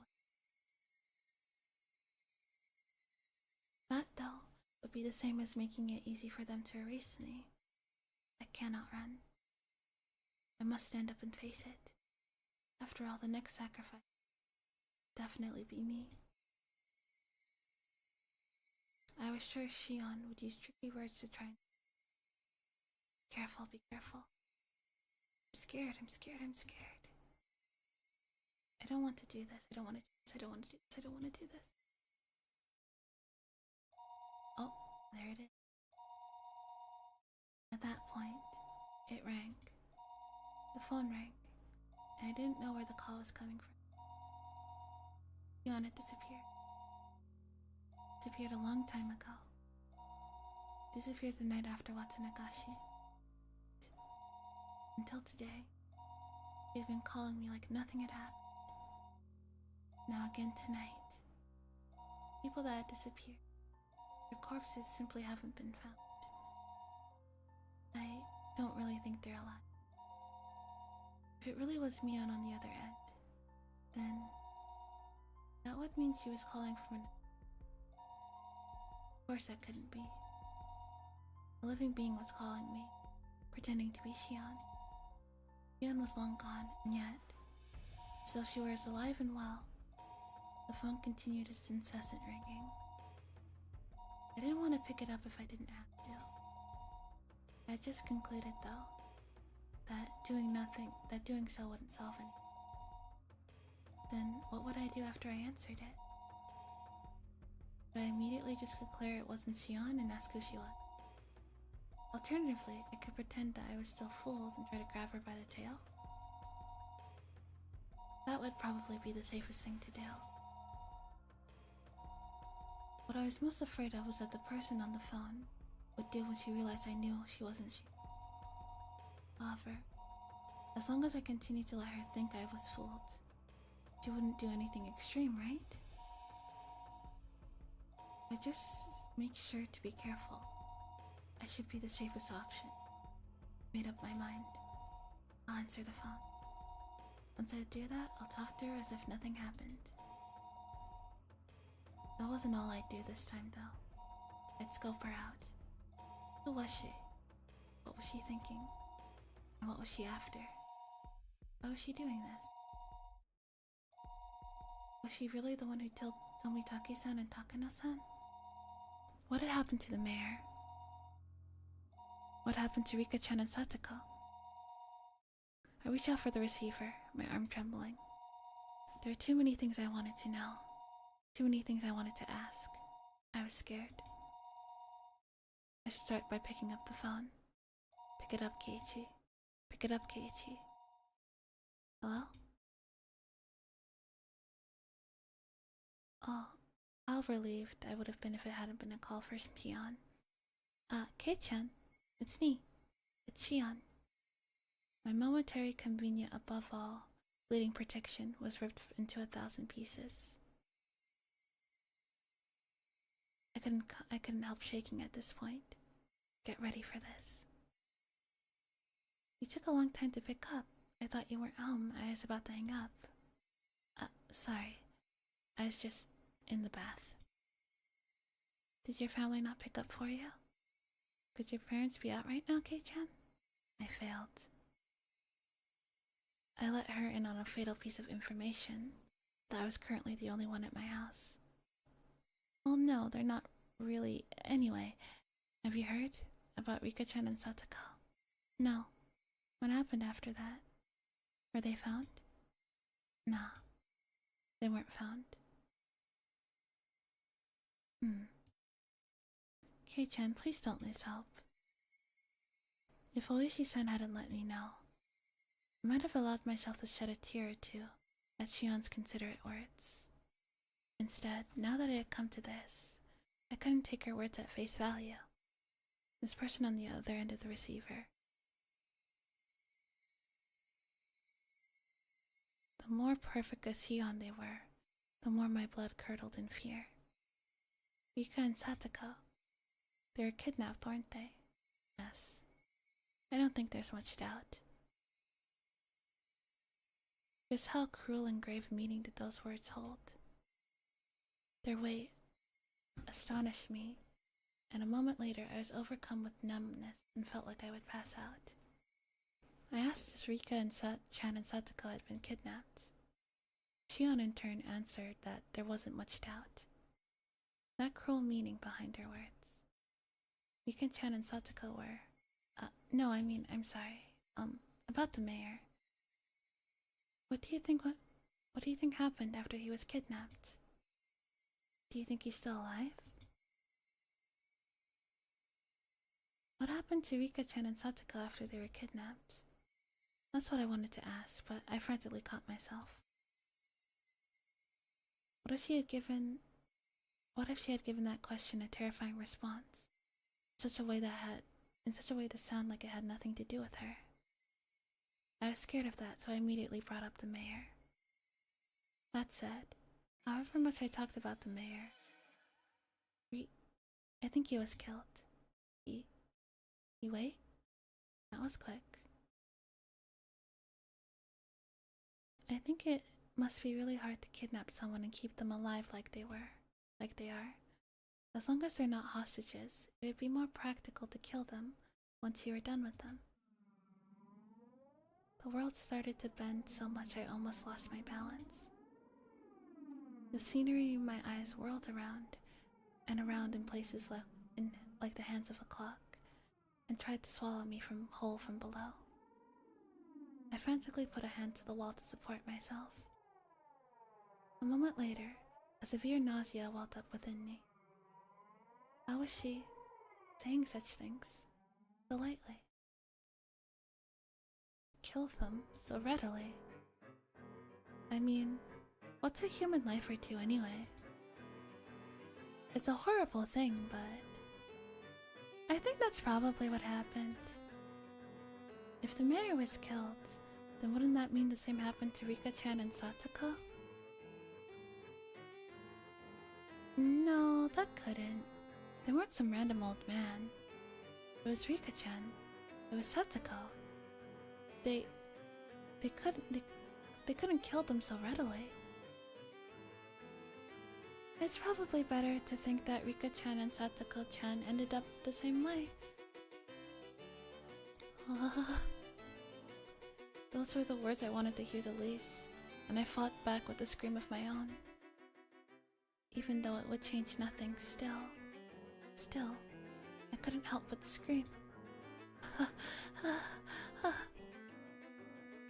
This time the tears flowed.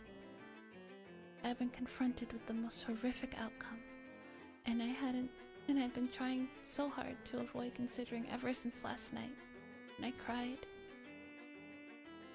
There is no longer any doubt that it was my fault. I killed them. I killed Rika-chan and Satoko. I succumbed to the weakness of my own heart and confessed everything to Rika-chan. That's why they were killed.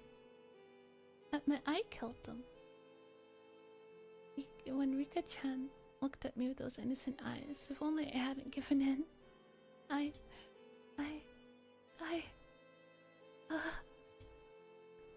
Even my voice gave out, and yet I still cried. And cried. Kei-chan, please just try and calm down. Rika-chan and Satoko, they've been killed. We couldn't find their remains. I would never be allowed to apologize, even to their faces. If that was to be my punishment, then how brutal a punishment it was. I think Shion tried to comfort me, but I didn't hear any of it. What are you gonna gain by doing that? They're definitely gonna target you and me next. Please, I'm asking you, get a hold of yourself. Please, please. Shion was shouting, imploring me with a voice that sounded like tears were in her eyes. However, I was coming to hate the sound of that voice more and more. This Shion killed them. I had no doubts that this person killed them. Why? Why? Why? Why kidnap someone then kill them? Screw curses. Are people's lives really that cheap? Erasing them and killing them without a second thought like this? You're right. You're absolutely right. It would take a demon. I felt like crushing the receiver in my hand. How long did this person plan on acting like it was someone else's problem? There was magma in the pit of my stomach, and it felt like it was going to erupt at any moment. Hey Shion, please tell me. Why did Hinamizawa start needing someone to die on the night of Watsunagashi? That's what I'd like to know. The fighting over the Down project is already over and done with. Haven't enough people been cursed already? Why is it? Why? If there's a reason, then say it now. I was incoherent at this point. My emotions had broken through the dam inside me, rushing forth, and I couldn't stop them. These were not simple questions. This was an interrogation. Shion herself hadn't realized it yet. It was just too funny. It was so funny that I couldn't stop crying. I understand how you feel, Kei-chan, I really do. The Down Worlds ended a long time ago, yet murders and disappearances kept happening every year under the guise of Orishio-sama's curse. Why? Why is it happening? Some of them had nothing to do with this. Some of them didn't deserve to be cursed, so why? Why? That's what I'm asking you. I want to know that as much as anyone. Both of our ragged breaths could be heard over the phone. Listen, Orishio-sama's curse never existed. It's too unrealistic. Just like you said, someone in the village is using the grand name of Orishio-sama's curse as a justification for continuing these murders and disappearances every Watsunagashi. They were cunning. They have been using the curses as a convenient tool and made a system where they could get rid of 2 enemies in the village every year. And this year that system killed Takano-san and Tomitake-san. Then why isn't that enough? Why did the mayor and Rika-chan and Satsuko-chan have to get killed too? I don't give a shit about the past. The only thing I care about is why Rika-chan and Satsuko-chan needed to be killed. Why is that? I didn't say a word to Satsuko, you know. Why even her? Why? A silence fell between us. Shion didn't answer for a while. Kei-chan, please, stop being mean. A sob. Was Shion crying? I don't have any idea what's going on either. Everything changed when we went into the ritual storehouse that night. It was the same for me. As I listened to Mion's bitter weeping, I could feel my agitation subsiding. When I heard that Tomitake-san and Takano-san had been killed that night, I doubted my ears. Then I realized it instantly. I realized what sort of position I was in now. The four of us snuck in there. Kei-chan, you and I won't be so conveniently forgiven. Then when I thought about it, it made my chest so tight. It was so terrifying. You know that feeling, Kei-chan, don't you? There's nothing fake about her words. She even understood how I felt. That's why I confessed everything to old man Kimiyoshi. All of us entered the forbidden storehouse. It was just a little bit of fun. We knew we shouldn't have done it, but it really had just been for fun. It was only a bit of exploration, that was all.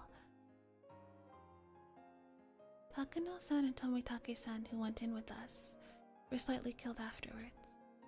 They met such miserable ends. Since that day, I've been living in fear of when I would be attacked. There's nobody except old man Kimiyoshi who would help me, so I asked him to save me. Old man Kimiyoshi, he wasn't mad.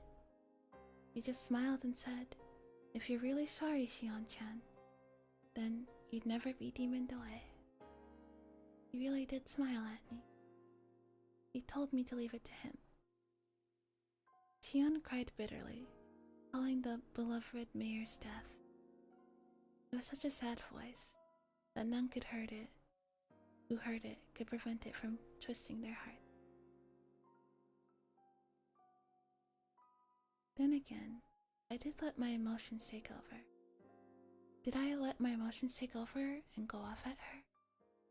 Shion was in the same situation as me. She should have been my one and only comrade. Thump. My heart pounded. My other self deep within my mind whispered to me, "Don't forget Keiichi Maebara. Don't forget the mayor on the morning after Watsunagashi." He was told of Takano-san and Tomitake-san's death over the phone and committed to a meeting that evening. He went to a hospital appointment. He didn't tell his family. He only made it back just in time for the meeting. He went straight to the assembly hall. That's when Oishi-san said, "When did you let the mayor know?" Huh? I'm sorry, Shion. It must seem like I'm kicking you when you're down, but... Shion, you told him, right? You told old man Kimiyoshi, the mayor? Yes. When did you let him know? Yeah. Sorry. I'm quite invested.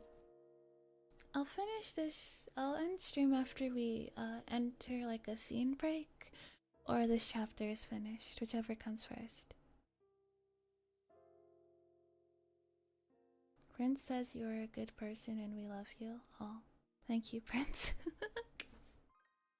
What brought that on? I had begun to get scared of saying it out loud after hearing her sad voice. I wasn't saying it was contradictory, though. Besides, if there was a contradiction, then I wanted Shion to explain it to me. Did you know that the mayor had a severe case of hemorrhoids and had gone to the hospital for treatment?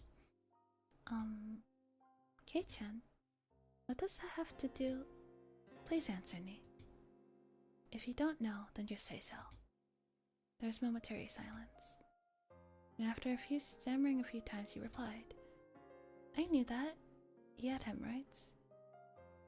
It looked like sitting down was really hard for him. He was going to the hospital. You know which hospital, right? I'm sorry. I don't know much, but...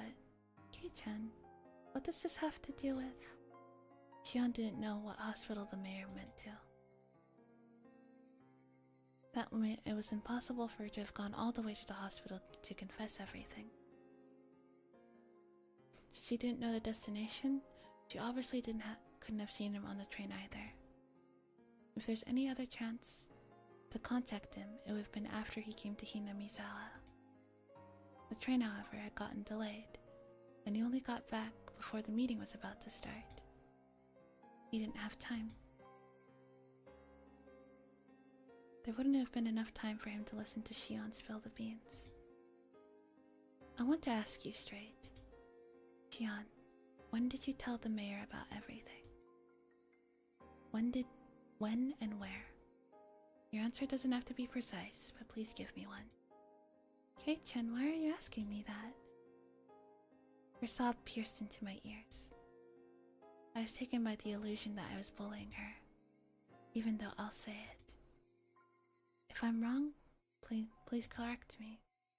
Please prove to me that you're the real Shion. It was impossible. The day the mayor disappeared, from dawn until he vanished, there's no opportunity for you to contact him. That's... The mayor left first thing in the morning for his examination at the university hospital all by himself, without telling anyone. Shion, you just said you don't know what hospital he went to. So you couldn't have contacted the mayor until he got back. Isn't that right? His train was delayed by an accident. He didn't return into his house until the meeting was about to start.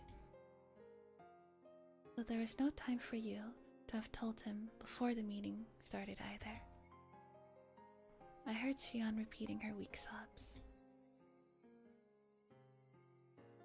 That sort of feminine voice automatically ripped into my heart. It was so painful for me to say it. Shion, did you go to the meeting too? Did you attend it and tell him there? If you didn't, then there wouldn't have been any time left. After the meeting was over, the mayor disappeared on his way home. Shion went to the meeting, didn't she? Did she or didn't she? The question was so simple to answer, but she didn't give an immediate response. Actually, at the meeting you didn't even go to the part-time job you said you went to that day. I'll say it more directly. You haven't been seen since we were at the library together. Kei-chan,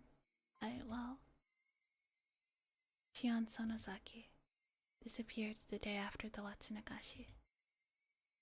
On the other end fell silent as the grave. It was so quiet that it was like the phone cord had been cut. I couldn't sense anyone there. Oishi-san says you've been missing. Despite that, you've been calling me like every night like this, haven't you?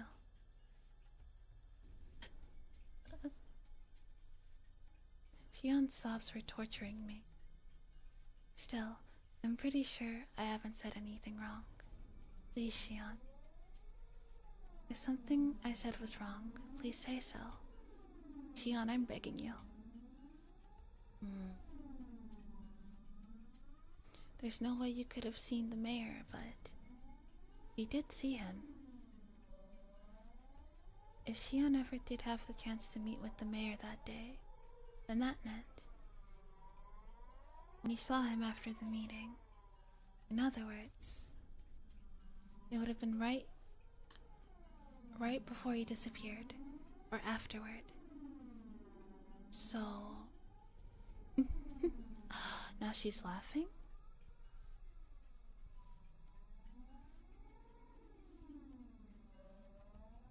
They call me the drink monks. They do. Hello, Golden Tim. Or Golden Tim.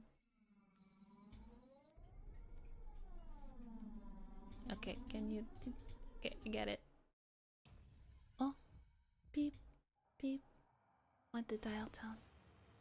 I stood there dazed for a while until I realized she had hung up on me.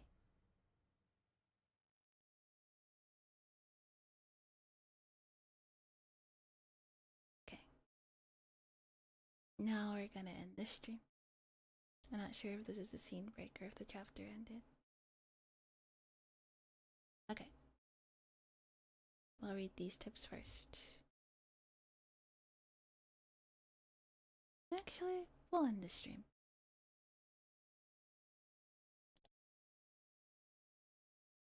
Golden Time is a reference to the anime Golden Time. Ah, I see. I've been meaning to watch that anime for time, but for now,